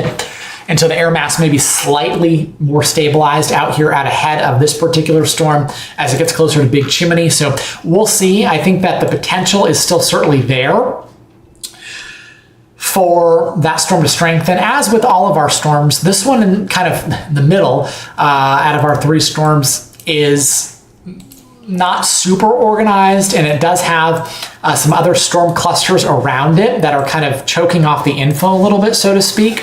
And so because of that, we may not see a lot of rapid intensification with this one. The storm that has my attention right now the most is still the storm that is out across eastern West Virginia that is about to move into West Virginia. And that one is still producing some golf ball size hail. Let's see if we need to switch radar sites at all. And for right now, I think we're okay. With this storm, we've been tracking it since originally, you'll remember earlier this afternoon, it moved through Charleston, West Virginia. It produced a tornado warning there. And the rotation looked pretty organized at the time that it moved through Charleston. We lost the rotation for a little bit, and then another tornado warning was issued downstream. It does look like the hail core on this might be weakening a little bit. Let me show you what I mean as I put this into animation. Notice how you're not seeing quite as many as those deep purple colors, the magenta colors in there. That's an indication the hail core might be coming down a little bit, which means the hail size may be shrinking a little bit too, which is great news. That also may mean that the rotation is not quite as organized as we saw, let's say 10, 15 minutes ago. And just looking at the reflectivity and the velocity here, we're looking at high resolution storm velocity. There is some broad scale rotation in here. It looks a little more messy to the north of the community of Sioux and, out near Neola. But this rotation is definitely not as pronounced or not as organized, I think, as it was, 5 or 10 minutes ago. And that kind of aligns with the fact that the hail size may be coming down a little bit. Let's watch, though, the second appendage here to this storm. We'll call this appendage number 2, that is out near Droop, near Renix Valley. That might be a second area of rotation that's starting to develop a tiny bit. That happens sometimes with supercell thunderstorms, where you get a second area of rotation that kind of tries to develop as the storm reorganizes, right? A storm is never staying the same, so the structure of a storm is going to reorganize and its shape is going to be different as you go through time. And so, with that, you may get another little area of rotation pop up. I think there could be a second area of rotation that's trying to develop, certainly not a tornado on the ground. Some broad rotation, area number 2 of rotation out near Renix Valley, near Locust and near the community of Droop in here. As we pull our reflectivity back up, you can see almost this appendage, that hook that's trying to form now is where we could be dealing with that second area of rotation. Down here was our primary area of rotation, area number 1 in this area. And then now you have perhaps a second area of rotation. We'll call that area number 2, now out near Droop and Jackhawks, near Spice. Don't think there's a tornado on the ground right now, but we'll keep an eye on it. And then, as I was saying a moment ago, the hail core on this storm has come down a little bit. And so check that out. The storm is definitely weakening overall. The hail size went from golf ball down to $half size. So the storm is weakening a little bit as it moves out of West Virginia, and then now is crossing over state line relatively soon, and it'll be entering Virginia. In fact, a new severe thunderstorm warning is coming out that does include a good chunk of extreme western West Virginia. Here is the text from the Weather Service in Blacksburg. This is a new severe thunderstorm warning, northern Allegheny, northern Rockbridge, and Bath County until 6 o'clock. Again, they're in line here with their previous polygon and saying that $half size hail is possible with this storm. This was a storm that was producing golf ball size hail, now down to $half size hail. And the new polygon includes Warm Springs, it includes Millboro, Goshen in there as well, north of Interstate 64, and the storm again may fluctuate a little bit. It's possible that with this storm, we see the intensity increase a little bit down the road, but for right now, the great news is it is starting to weaken just a tiny bit on this one. Let's put a new track on it, and then I want to show you a new severe storm out across Kentucky. The area in Kentucky that we're watching is going to be central Kentucky into eastern Kentucky with a new severe thunderstorm warning that's coming out. So I'll show you that in just a second. But let me put a track on this storm that, again, is starting to weaken a little bit. We had some big half-dollar size hail. We had a tornado warning a few minutes ago. The tornado warning has been allowed to expire. The storm is slowly weakening, but still some half-dollar size hail on this, not looking at the widespread golf ball that we were looking at one point, but still, here's a track coming into Moortown in the next 19 minutes, Mountain Grove in 21 minutes, Crowderton in 22 minutes, Switchback in 23 minutes, Ashwood in 23 minutes, Warm Springs in 26 minutes, Fort Lewis in 37. I think we'll have to see what's happening with the shape of the storm and its intensity over the next 30 minutes to see just how bad it'll be by the time it gets to Armstrong or Goshen in the next 40 to 42 minutes. But for right now, for right this second, this storm is slowly weakening. Here's another storm now out across Kentucky that has just gone severe warned. And there was somebody in the comments a while ago, maybe 45 minutes ago or so, who asked about the area of Bluefield and then also Beckley. And they were wondering what the severe threat was. And I told them at that time, we would need to watch central Kentucky because if storms started to fire in that area, it could eventually move into Beckley and southern West Virginia, Bluefield possible as well. When I mentioned that, there were no storms, but now storms are starting to fire up a little bit more across central into eastern Kentucky. So here's a new storm that we're watching. Actually, a lot of new storms started to go up. So I think we're going to see several new severe thunderstorm warnings coming out here in the next little bit. I think we're starting to get into the peak of this event, but here is a individual thunderstorm cell, a cluster. Unsure if this will mature into a supercell or not.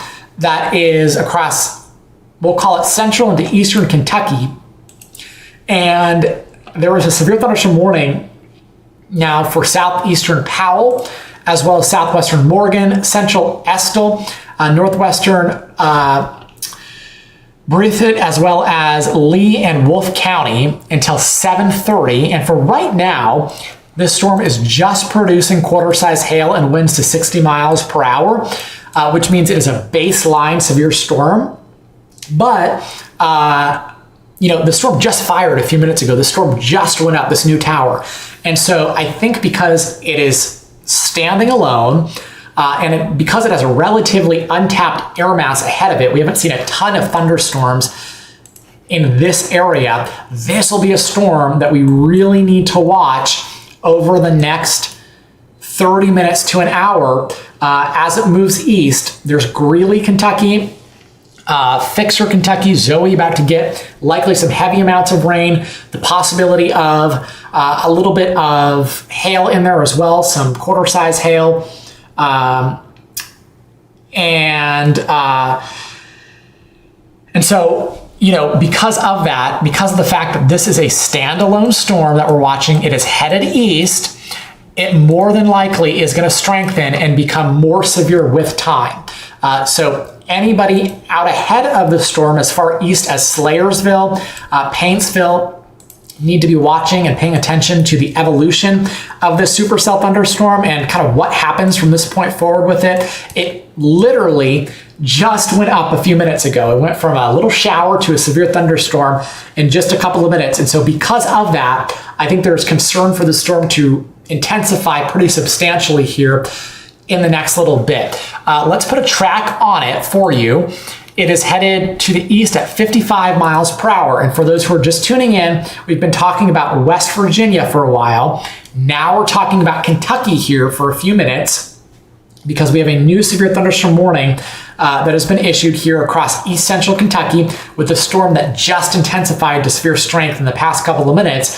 And I do think that this one with time has the potential to maintain its severe status and get stronger. So, moving to the east at 55, here's a track.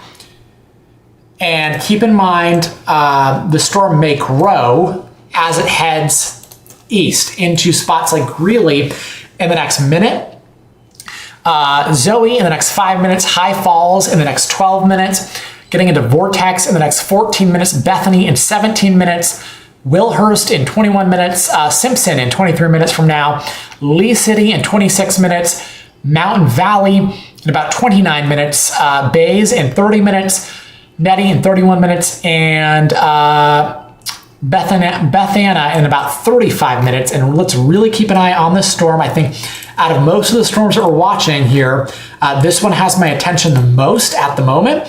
Not because it is the strongest and not because it's the most severe, but just because it is running into a fairly untapped environment here out across eastern Kentucky.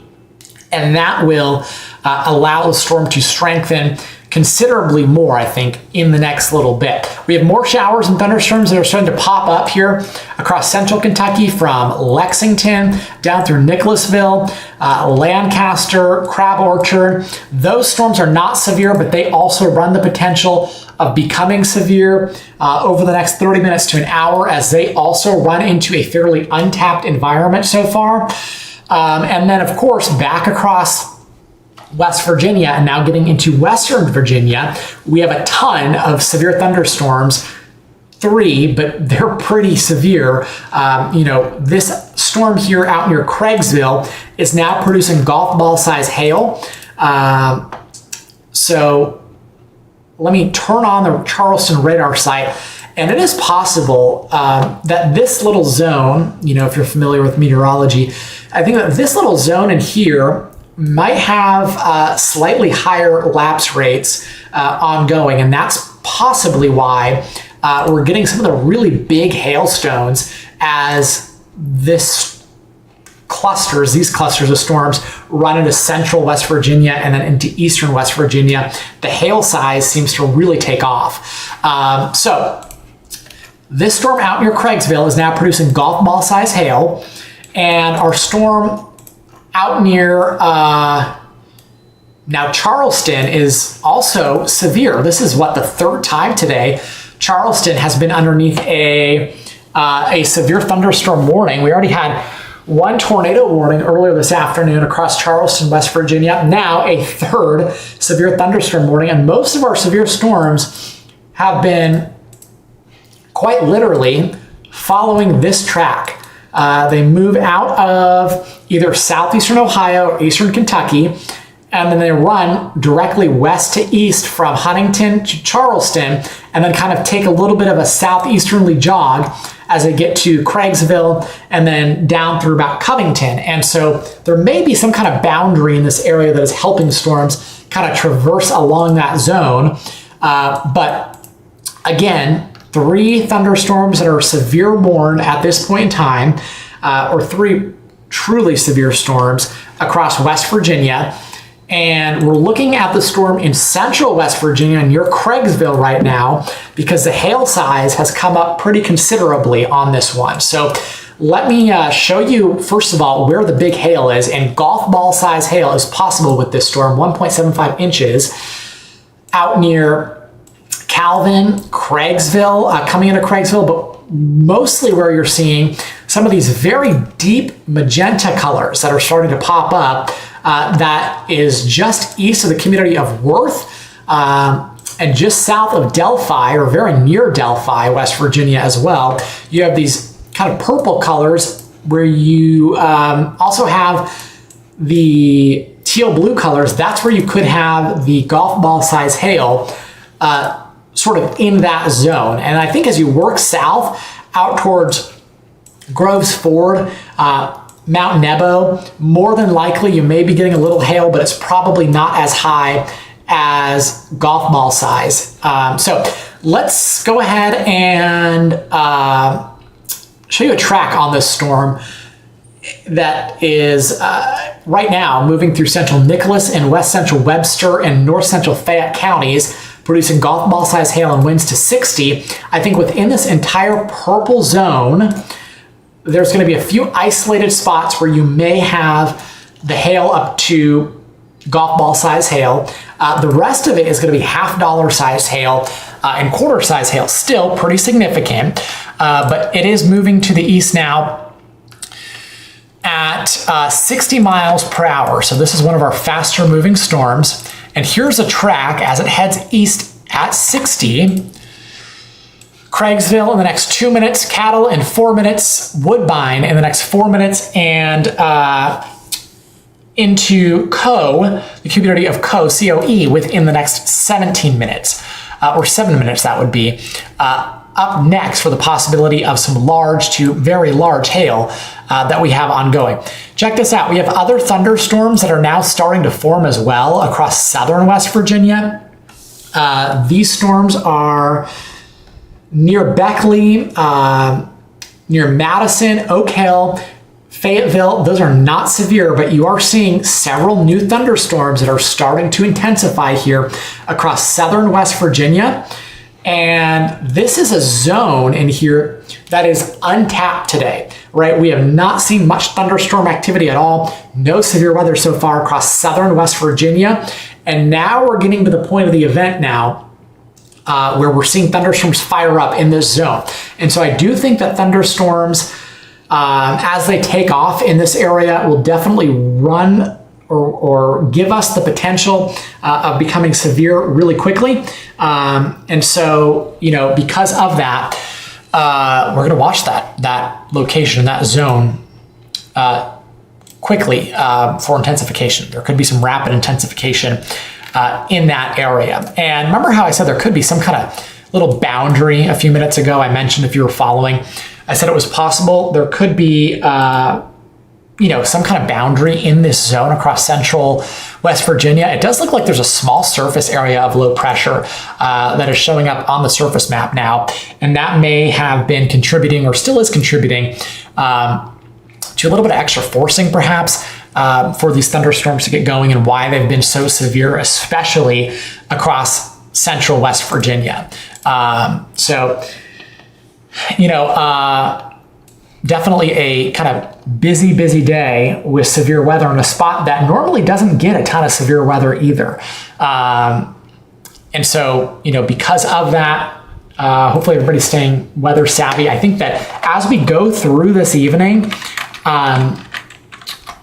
the individual thunderstorm cells that we're seeing that have been producing the extremely large hail are probably going to transition to more of a line as we move out of West Virginia into Virginia, and then eventually into the Mid-Atlantic and the DMV later on tonight. Okay, so I had somebody ask about Richmond, Kentucky, and I believe Richmond, Kentucky, not Virginia.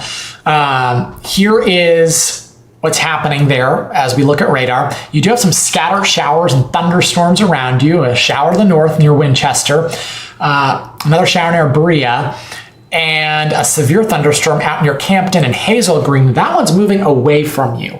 We'll keep an eye on some of the showers and thunderstorms that start to pop up around you. Thunderstorms are forming around you at the moment, but nothing is severe that is headed in your direction. We'll watch for additional showers and thunderstorms closer to the cold front across southwestern Kentucky near Elizabethtown. As those head east, they may eventually pose a strong storm risk. Eventually we'll keep an eye on what kind of impact that has on Richmond down the road. So there could be the threat for strong storms now for the next couple of hours, but for right now, there's nothing severe that is headed in your direction. That could change with time, so we'll watch that pretty closely. For right now, most of our severe weather is still across central West Virginia, and then one severe storm that has popped up and really strengthened across eastern Kentucky. If you have questions about where you live, feel free to drop them in the comments, and I'll do my best to answer them and talk about what the forecast holds or what kind of weather you're experiencing at the moment, as we kind of just covered and went across all the storms that we have at the moment here across both West Virginia, Virginia, and into Kentucky. And so I can take this time to kind of answer some of the questions, and then we'll bounce back to our other storms that we have ongoing out there. Good news is no active tornado warnings at the moment. We did have, two tornado warnings today. One of them near Charleston, the other one out here closer to Covington, but that one has been allowed to expire.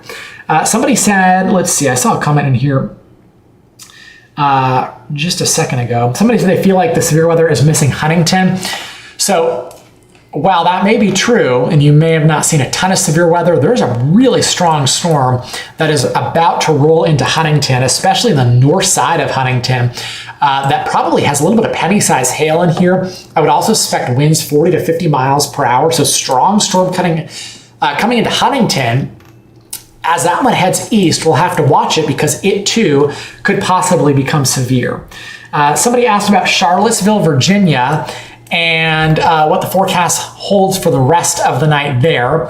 And so for the time being, there is a severe thunderstorm watch that's in place. I can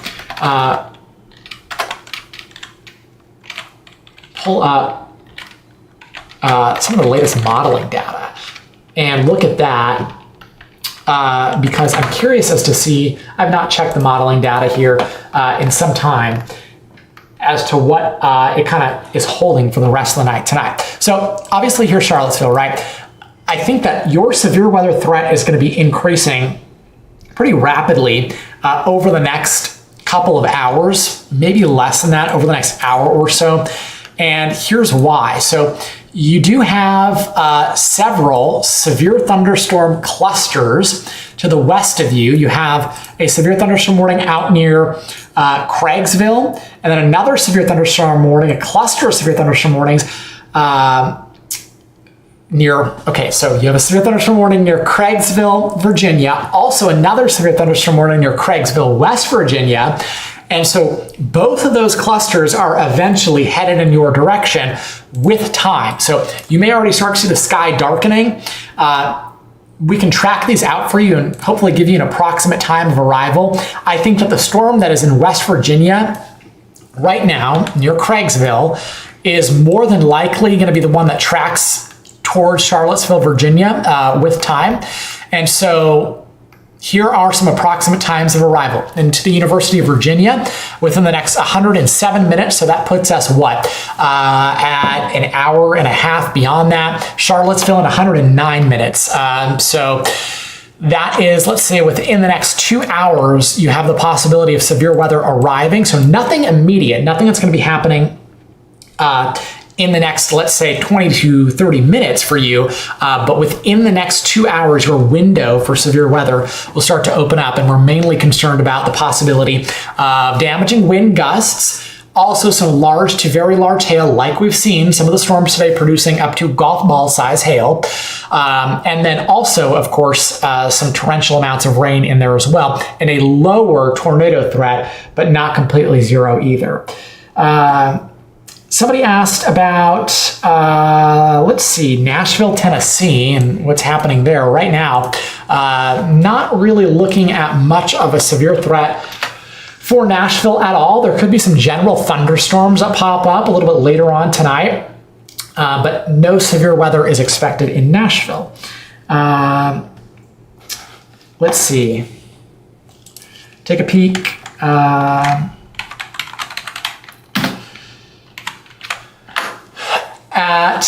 Getting another comment here about Franklin, West Virginia. Let's take a peek at what's happening there. And you're in sort of an interesting spot. So you do have a severe thunderstorm warning that is to the west of you. And let's go ahead and turn back on radar here. We'll turn Charleston radar on for just a second. So here's Franklin. And check out how to the west of you, there is a severe thunderstorm warning polygon, right? That is an orange. It includes Snowshoe, Marlington, Webster Grove. That whole complex of thunderstorms is headed in your direction within the next half hour. So certainly within the next half hour, you're going to get heavy rain, thunder and lightning, a lower threat for big hail and wind, just because I think the most intense part of this storm that we're watching is probably going to pass south of you. Notice where the deeper colors are on radar, right? We can use common sense here and think, okay, here's where the deeper colors are on the radar, where the hail is out near Richwood. That's headed east. It's probably going to impact McDowell, Deerfield, Churchville with time, but maybe stay south of Franklin. But you will certainly get heavy rain and thunder and lightning and maybe some strong winds coming into Franklin, but a little bit lower of a hail risk and a very low tornado risk. Just probably some heavy rain and wind above all else.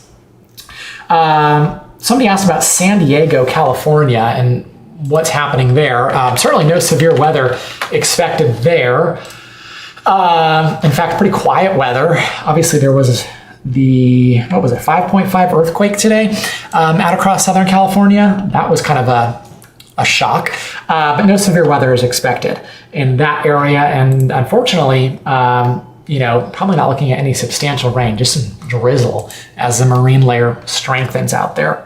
Okay, let's get back to what's happening here out across parts of the Appalachian Mountains and into the Mid-Atlantic. A question about, will Virginia get hit? So with time, yes, all the thunderstorms that we're seeing right now out across West Virginia are moving east. So eventually they will move into West Virginia. What I expect to Virginia. And what I expect to happen with time is we've had individual supercell thunderstorms and storm clusters throughout the day today. I think with time, we're going to get more of a line that's going to start to form. And so as that line kind of starts to form with time, it will give us the chance of some damaging wind moving into the mid-Atlantic. So that will be something to watch later on this evening. But for right now, and again, the timing on that is more than likely going to be about 10 through about 1 a.m. is when we have a better chance of seeing some of that severe weather moving to Virginia. Let me know if you're having any connection issues, by the way. Looks like it froze here for just a second, so I'm working to see if perhaps if it's still frozen or if it's not frozen. If you can hear me okay, let me know. Seems to be working okay again. So I know I was kind of mumbling about the answer about Virginia, but yes, the storms in West Virginia will move into West Virginia overnight tonight. The timing on this looks to be now through the next couple of hours in Western Virginia, and then into Central Virginia by, let's say, 8 to 9 p.m., and then moving east into Richmond and to the coastline by 10 p.m. to midnight.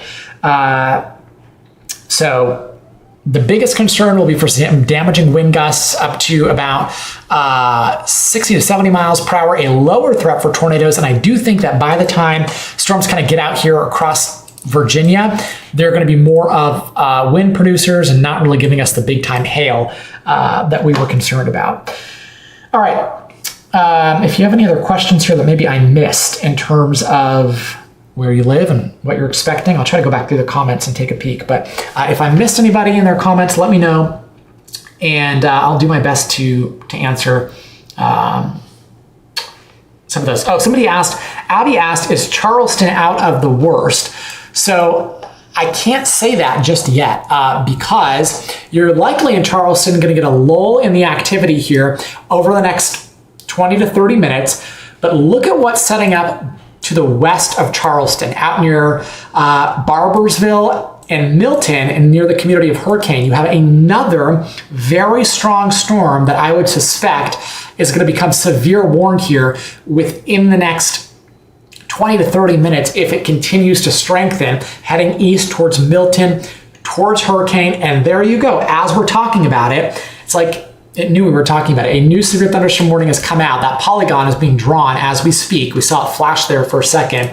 That will reload in just a minute. But new severe thunderstorm warning that includes Milton, Hurricane, Barbersville. This storm is going to track east. It will impact Charleston, especially the north side of Charleston, within the next 20 to 25 minutes.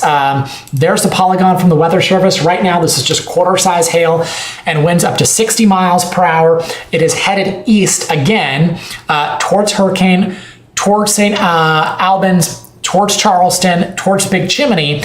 And While right now the storm is only producing quarter-size hail and winds to 60 miles per hour, it definitely has a possibility of strengthening a little bit more and giving us the bigger hailstones and maybe even a tornado risk. So we'll have to keep an eye on this. When will the next round of severe weather arrive in Charleston? Let's track it out for you. The storm is moving to the east at 60 miles per hour, so it is another fast mover. Here's the track as it moves east at 60. Into Bowles in 12 minutes, Scott's Depot in 19 minutes, Virginia Heights in 22 minutes, the community of Tornado in 22 minutes, the community of Hylon in 24 minutes, Jefferson 26 minutes from now, Tyler Heights in 27 minutes, Rock Fork in 29 minutes, Charleston in 34 minutes. So within the next half hour, more severe weather will be rolling into Charleston. So don't let your guard down just yet. I know we've been under, 3 severe thunderstorm warnings already today in Charleston with 3 separate cells rolling through, and now, a 4th one coming into town. So more than likely, we're going to have a new severe thunderstorm warning downstream coming out for Charleston that we're going to have to watch. And so certainly don't let your guard down just yet. As you know, a new severe storm arriving in town, especially the north side of town, within the next 30 minutes or so. It is so interesting. You know, West Virginia does not get a ton of severe weather each year. It's sort of one of those spots that kind of misses out with severe weather. Today, though, especially in Charleston, it seems like it has been back to back to back to back rounds of severe weather, and even a tornado warning earlier today. So the day is not done yet, for sure, in Virginia or in Kentucky, as we have more storms that are starting to form here across parts of Kentucky. And somebody asked about Pikeville, Kentucky, and what to expect there. So let's pull out for just a second. Here's the bigger picture. And notice how Pikeville is going to be in line eventually, more than likely, for this thunderstorm cell that we're tracking. It is a standalone storm, and it is moving into an environment that is conducive for severe weather.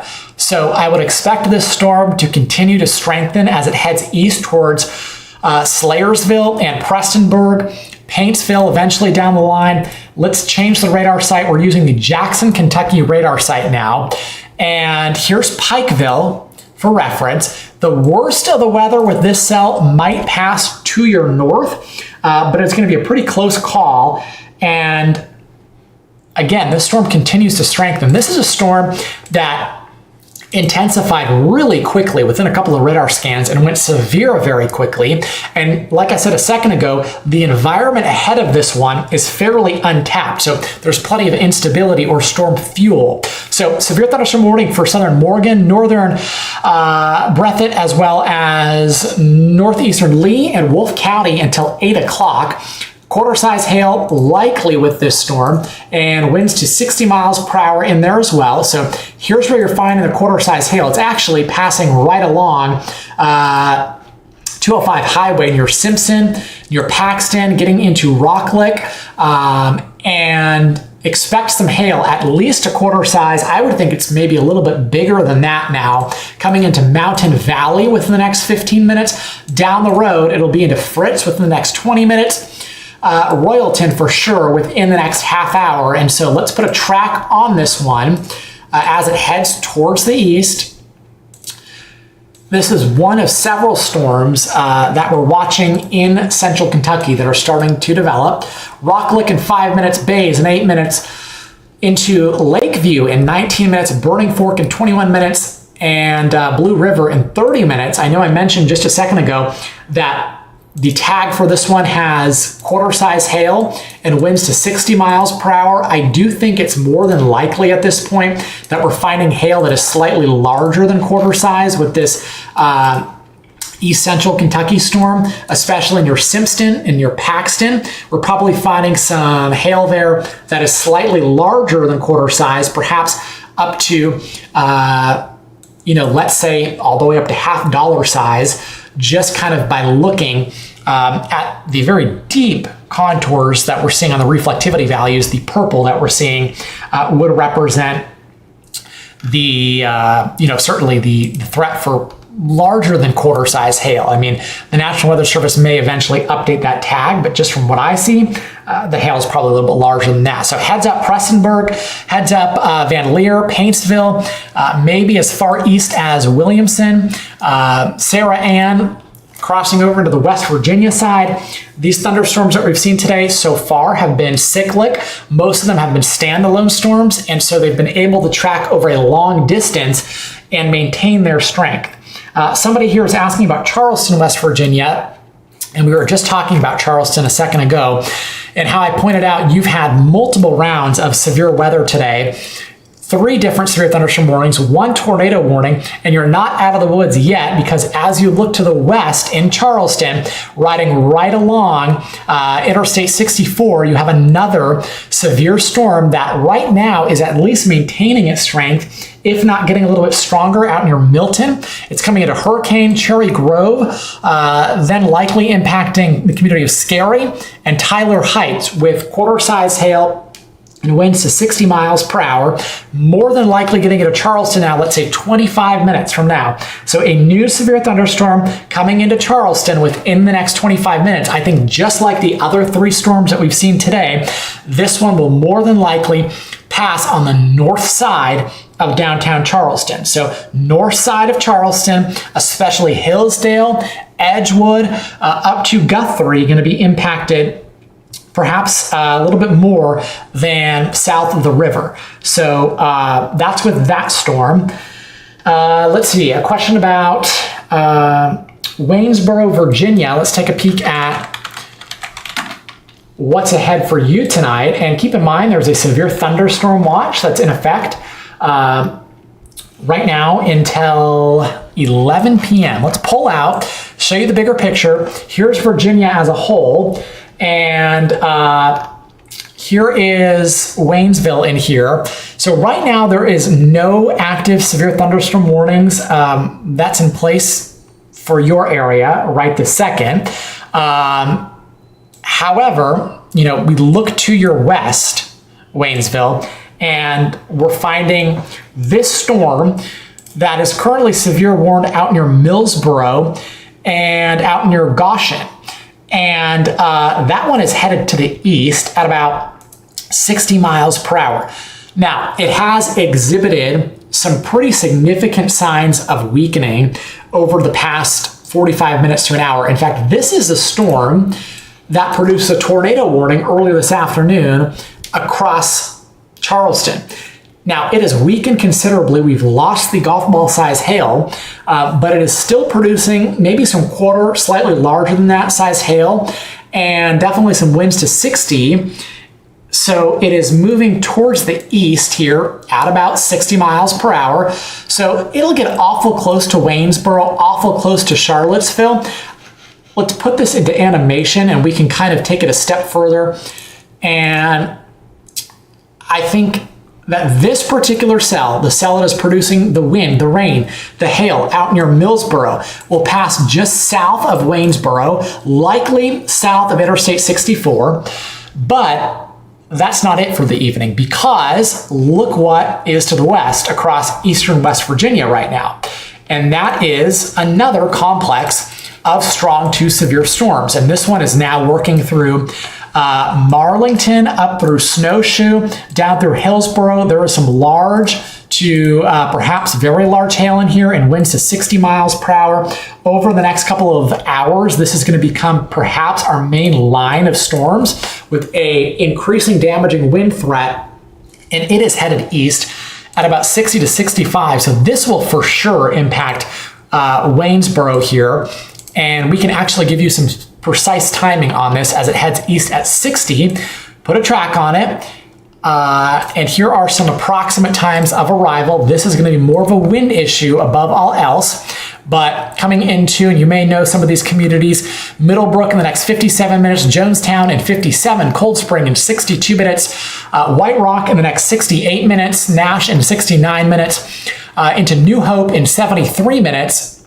Yancey Mills in 84 minutes, Rocky Bar in 85 minutes, and the University of Virginia in 95 minutes down the line. So Waynesboro, prepare for that main line of storms within the next, let's say, hour to an hour and a half coming into your town, into your vicinity. Well, the storm weakened when it comes to Richmond. So I do believe that we have a new severe thunderstorm watch that's coming out, or has come out, and I think it includes Richmond. I'm going to turn on the watches. It does. So there's a new severe thunderstorm watch, which means conditions are favorable for the development of severe weather. This does include Richmond. The watch is in effect until 1 a.m. And so what I think is going to happen is by the time storms get to Richmond, they'll be a little bit weaker, for sure. They're not going to be giving us that big golf ball size hail, but they're more than likely going to give us the potential of heavy amounts of rain and a damaging wind risk. I think wind will be the biggest concern by the time storms get to Richmond later tonight. And it's probably not going to be until 9, 10 o'clock that storms roll into the Richmond metro area. But a lower tornado threat, a little bit more of a damaging wind risk with that one. I'm going to turn back off the severe thunderstorm watch because I do think it clutters the screen just a little bit. I did have somebody asking me about Hurt, Virginia, and what's in line for that area. So for right now, there is not really a huge severe weather risk in the near term. Most of the storms here in the next hour to 2 hours are going to be passing to the north of Hurt.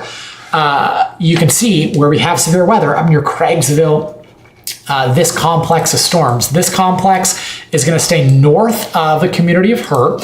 So not looking at any severe weather now for the next couple of hours, but check out what's building out to the west. And I'm talking about the storms near Beckley, closer to Bluefield, some thunderstorms firing up west of there, and then more storms in eastern Kentucky. Those may eventually track towards you. So your severe weather threat is there. I think it'll start to ramp up, especially as we get closer to perhaps 10 p.m., 11 p.m. later tonight. So not necessarily time to let our guard down just yet, but it is okay to step out for dinner, to run some errands.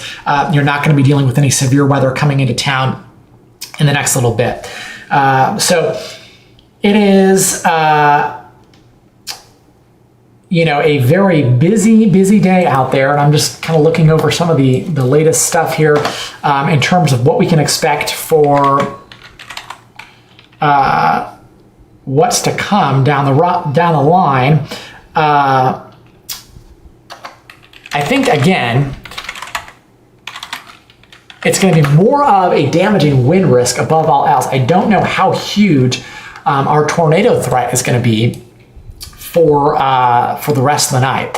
It is probably starting to decrease a little bit here as we go through the evening. But let's do kind of a general recap, because we haven't done that in a little bit, and talk about what we have happening right now. And I'll actually turn the watches back on for a second. We'll talk about what's going on out there right now, and then we'll talk about what's to come for the rest of the evening ahead. So let's start first with the watches that we have in place. And remember, a watch means that conditions are favorable for the development of severe weather. And there's a big area here of severe thunderstorm watches that are in place from roughly the Louisville metro area all the way east to Fredericksburg, Virginia, getting close to the DMV. So that is, what do we have?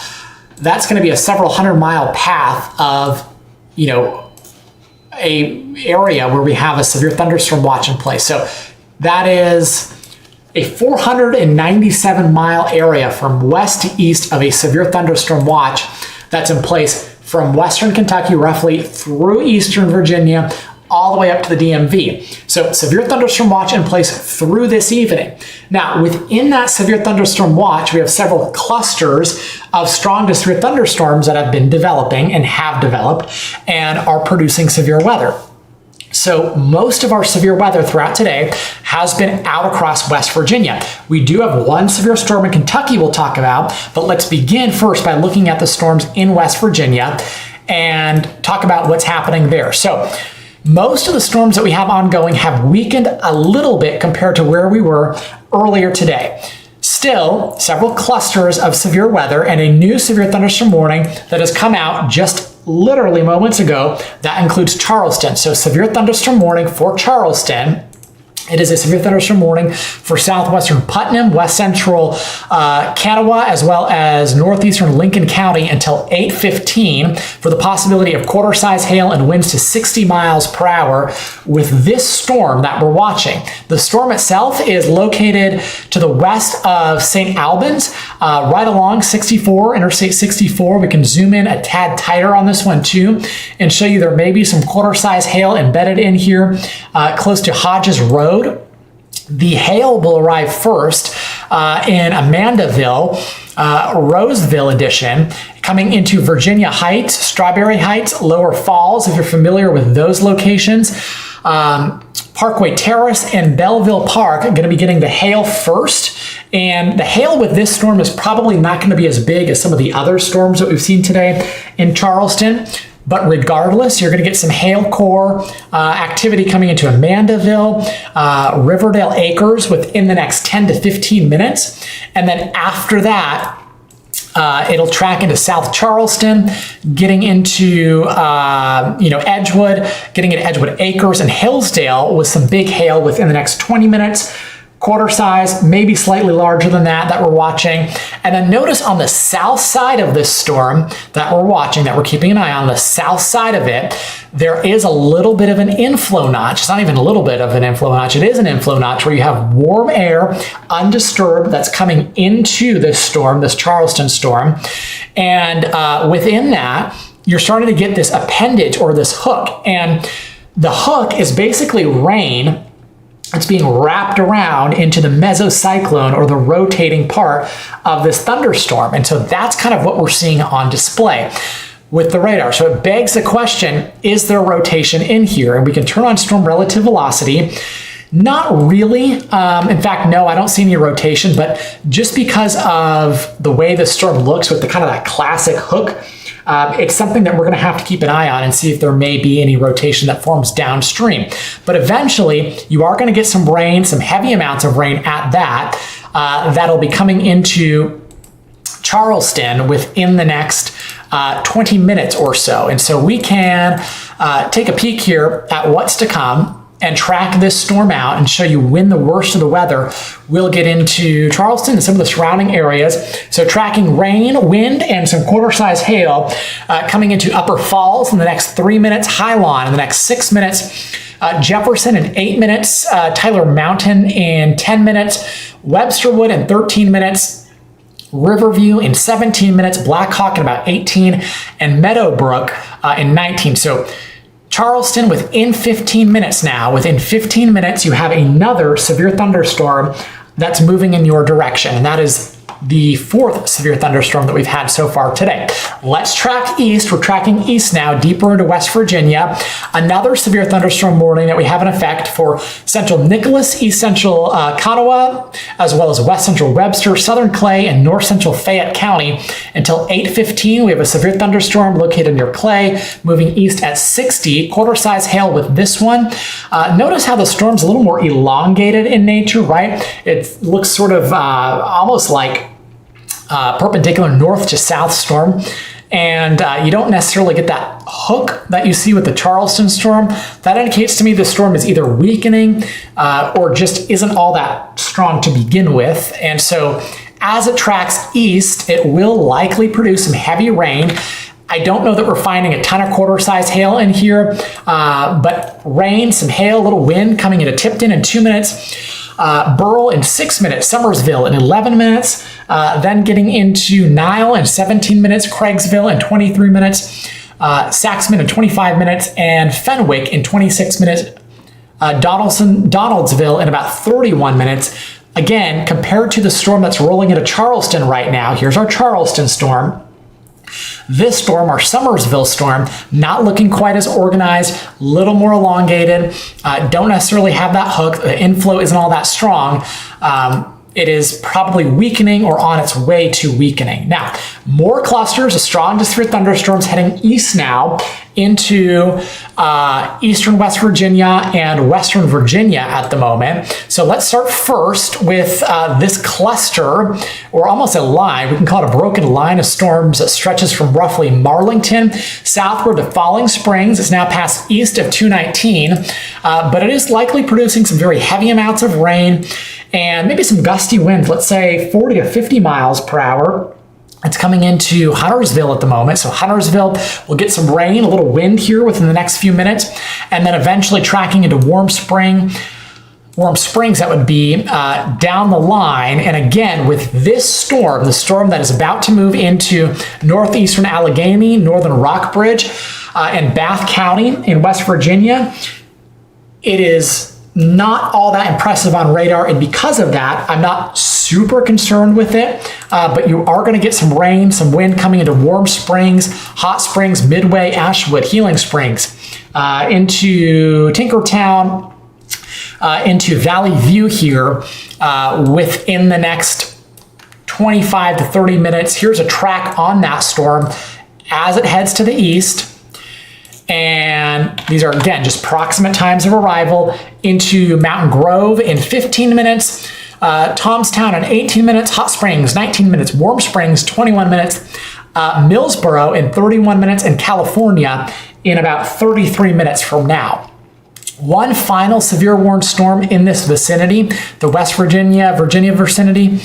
It is the storm north of Lexington, where we have a little bit of bigger hail on this one, but I do still think the hail size is coming down. It is a severe thunderstorm warning for northeastern Allegheny, northern Rockbridge, and Bath County on this one here. It is another cell in this area. This one, again, may have some hail in here. It says up to perhaps $half size. I'm not necessarily sold on that, but regardless, heavy rain, wind, a ton of quarter-size hail to say the least, coming into Interstate 6481 there and headed east. Here's some approximate times of arrival on this one. And then we'll take a peek at the Charleston storm again. So Crossroads storm, rain, wind, a little hail in the next 6 minutes. Jonestown in 9 minutes. Irish Creek in 13 minutes. Then coming into Jonesboro in 26 minutes. Beech Grove in 28 minutes. Livingston in 33 minutes. And Martin Stewart about 34 minutes from now. And Bungletown in 46 minutes. North Garden in about 47 minutes. Back to our storm in Charleston, because this one looks the most organized for the time being, and it is probably giving us some big hail on this one, I think. Let's go ahead and turn on our Charleston radar site. Or kind of refresh it there. Somebody said they're getting golf ball size hail in Charleston. That is not surprising. So check this out. Really organized storm for about the third time today, now coming into Charleston. So this is round 3 coming into Charleston, West Virginia. And it looks like, just like the previous 3 storms, the worst of this one is going to pass just north of downtown Charleston. So this one may pass just north of downtown Charleston, but it is going to impact North Charleston for sure, the west side for sure, east side for sure. Here's the river, and again, the worst weather will likely be on the north side of the river as this severe storm now comes into Charleston, another severe storm for the third time today. And the hail core that we've been referring to and that we've been talking about is here up near Dalewood Park. So here's your hail core, and Tyler Heights and Walnut Valley Park. And within this, I think that there may be hail that is slightly larger than what's being advertised here by the National Weather Service. The National Weather Service says quarter-size hail. I think the hail might be a little bit bigger than that. We could be talking about, up to $half size, maybe even golf ball size in here. So a hail core with some big hail coming into Guthrie, West Virginia within the next few minutes. And then heading east from that point, Mink Shoals, Elk Forest, Elk Hills would be up next. But again, this is the third time today that Charleston has been hit with a severe storm. And notice the appendage on this storm that looks like a hook that is coming out, almost a comma that is trying to come out, a backwards comma, so to speak. That's where you have storm inflow, warm, moist air that's coming into the storm. Notice how it's fairly undisturbed, right? To the south of this storm, there isn't a ton of rain out here. And so the inflow is undisturbed. And because of that, because you have your undisturbed inflow, the storm is able to maintain itself, to strengthen a little bit. And there could be another small pocket of large to very large hail that is close to Valley Drive near the Grandview Memorial Center Cemetery, close to Virginia Avenue, Fairlawn Ave, near Dunbar, and heading east here towards South Charleston near the Happy Days Cafe is where we may find a secondary little hail core in here. And looking at storm relative velocity, just because whenever you have a storm that is presenting like this with the hook feature, and it is a supercell thunderstorm, you kind of ask yourself, well, is there a rotation in there? And today's setup is such that we've been able to tap into a little bit of low-level rotation, but not a ton. And because there's been a little, we've had a couple of tornado warnings out there, but so far, at least that I know of, no confirmed touchdowns. And the other thing is dew points today have been in the 40s and the 50s. And so that is not quite high enough to sustain a long form severe weather threat in terms of tornadic activity. That kind of keeps the storms elevated in nature just a bit. By the way, there's the new severe thunderstorm warning that is coming out right now for northern Kanawha, as well as South Central Road, West Central Clay. This includes all of North Charleston with the severe thunderstorm warning. That's in place here until 8:30 that we're watching. So that's a bigger picture. A lot of severe weather this afternoon. I think we're probably getting past the peak of this event. Things may be starting to wind down a little bit. Somebody joined us. Is there anything I should know about Kansas El Dorado? No, not right now. Not today. You don't need to worry about. Down the road next week, or later this week, I guess it is Monday now, things may start to get a little bit busier in terms of severe weather out across the plains. But let's talk about that for a second. Let's talk about what's to come for the rest of the night tonight. I want to show you kind of a look at future radar. A lot of questions that I've gotten in the comments today about what will happen when storms get into Virginia. How will that evolve? Well, let's take a peek here. We're going to go from what we were looking at with the current radar to a peek ahead to the rest of the evening tonight. And so we can look at the hour-by-hour forecast. We're using the HRRR, the 18Z run from the HRRR. And so take a peek. Here we go through time. This is now at 8 o'clock. And notice storms, here's 8 p.m., and storms are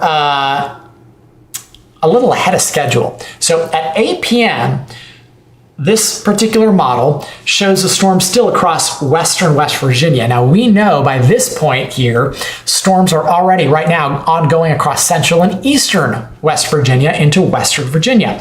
So this particular piece of data is a little behind on the time, so to speak, but it gives us a general idea of what to expect from this point forward. So here is 11 o'clock, and I think this is probably going to be closer to about 10 o'clock or 9 o'clock. We will have some scattered showers and thunderstorms moving through West Virginia, or Western Virginia, not West Virginia, but Western Virginia.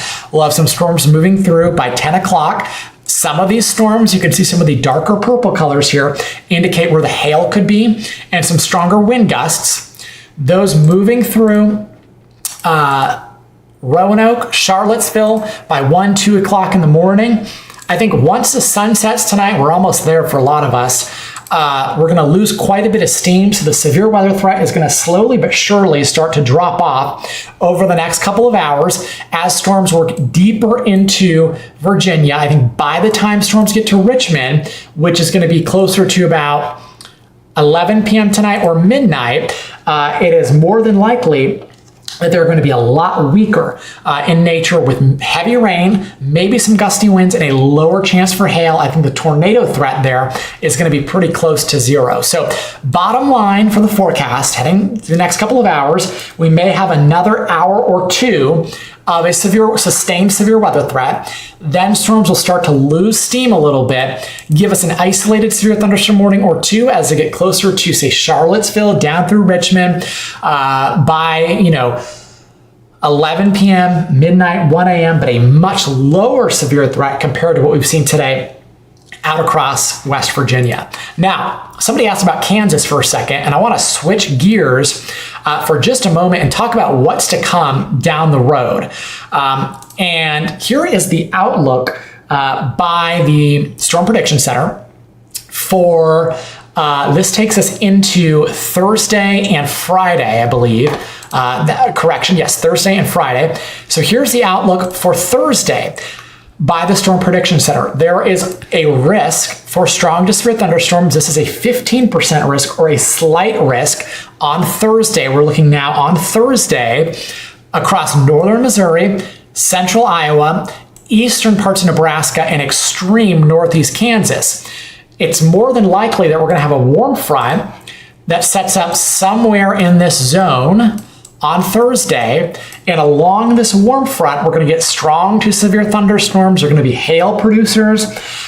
They may be producing some damaging wind, and perhaps a tornado threat could evolve. But at least as far as Thursday is concerned, the threat there is going to be mainly confined to parts of Iowa, northern Missouri. This is north of Kansas City, closer to Omaha, included in the risk zone for hail for sure along a warm front, and also the potential for some high winds and a lower tornado risk. How about on Friday? Let's take a peek at Friday. Somebody said, could this move to Illinois? Well, here's the outlook for Friday. As we track a new system moving in, a much broader risk for severe weather as defined by the Storm Prediction Center. This is another 15% risk area. It is a slight risk, and it encompasses a much larger geographical zone from roughly Abilene, Texas, through Oklahoma City, Tulsa, Columbia, Missouri, into Springfield, Illinois, Chicago, Indianapolis, Detroit, all in the risk area as we head toward Friday, closing out the week. And so I think that this risk zone maybe gives us a better chance of an all-hazard severe, at least compared to Thursday. So maybe a slightly higher tornado risk, and we could even see a dry line setup here across the southern plains, your sort of typical late April, spring dry line setup. Let's show you what to expect by looking at some of the forecast models. And I'm going to use the Euro here, which is the European model, as we look ahead to later this week. So let's say for all intensive purposes, today's severe weather threat is starting to wind down a little bit across West Virginia into Virginia. We still have some severe thunderstorm warnings out there, but the overall severe weather threat is starting to wind down. We don't have any more golf ball size hail storms, so things are easing up a little bit. So now we're looking ahead to our next severe weather threat on Thursday. And so let's start by taking the data out to Thursday afternoon and check out the surface map. You have a 993 millibar area of low pressure, right? So that's a strong area of low pressure that is going to get organized here across the eastern plains. And along that warm front, along that area of low pressure, you're going to have your warm frontal zone that extends into Nebraska, Iowa, as far east as Illinois, and this is where you're going to have a lot of the severe weather that'll start to form on Thursday afternoon with the potential of some big hail, some wind, and a lower tornado risk. The more isolated storms can remain on Thursday, the better chance they'll become severe. Now, we get into Friday. What's happening on Friday? Well, we talked about that area, a broader area for severe weather potential on Friday that extends from Texas all the way up into Michigan. And what's happening is a new area of low pressure, this is a 1,000 millibar low, develops across eastern New Mexico. This is a prime spot for, if you want severe weather across the plains, is getting this area of low pressure develop here across eastern New Mexico. And look at the track of the low.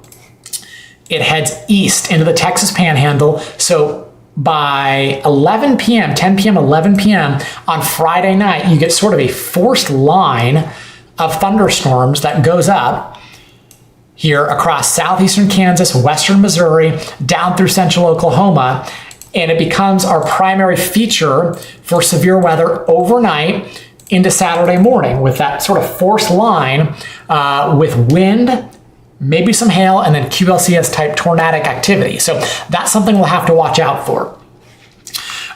So for now, here's what we're going to do. We're probably going to go ahead and end the live here for tonight now that the severe weather threat for today is starting to wind down. I mean, we covered the tornado warnings, we covered the big hailers. Now there's just a couple of baseline severe storms out there tonight in West Virginia into Virginia.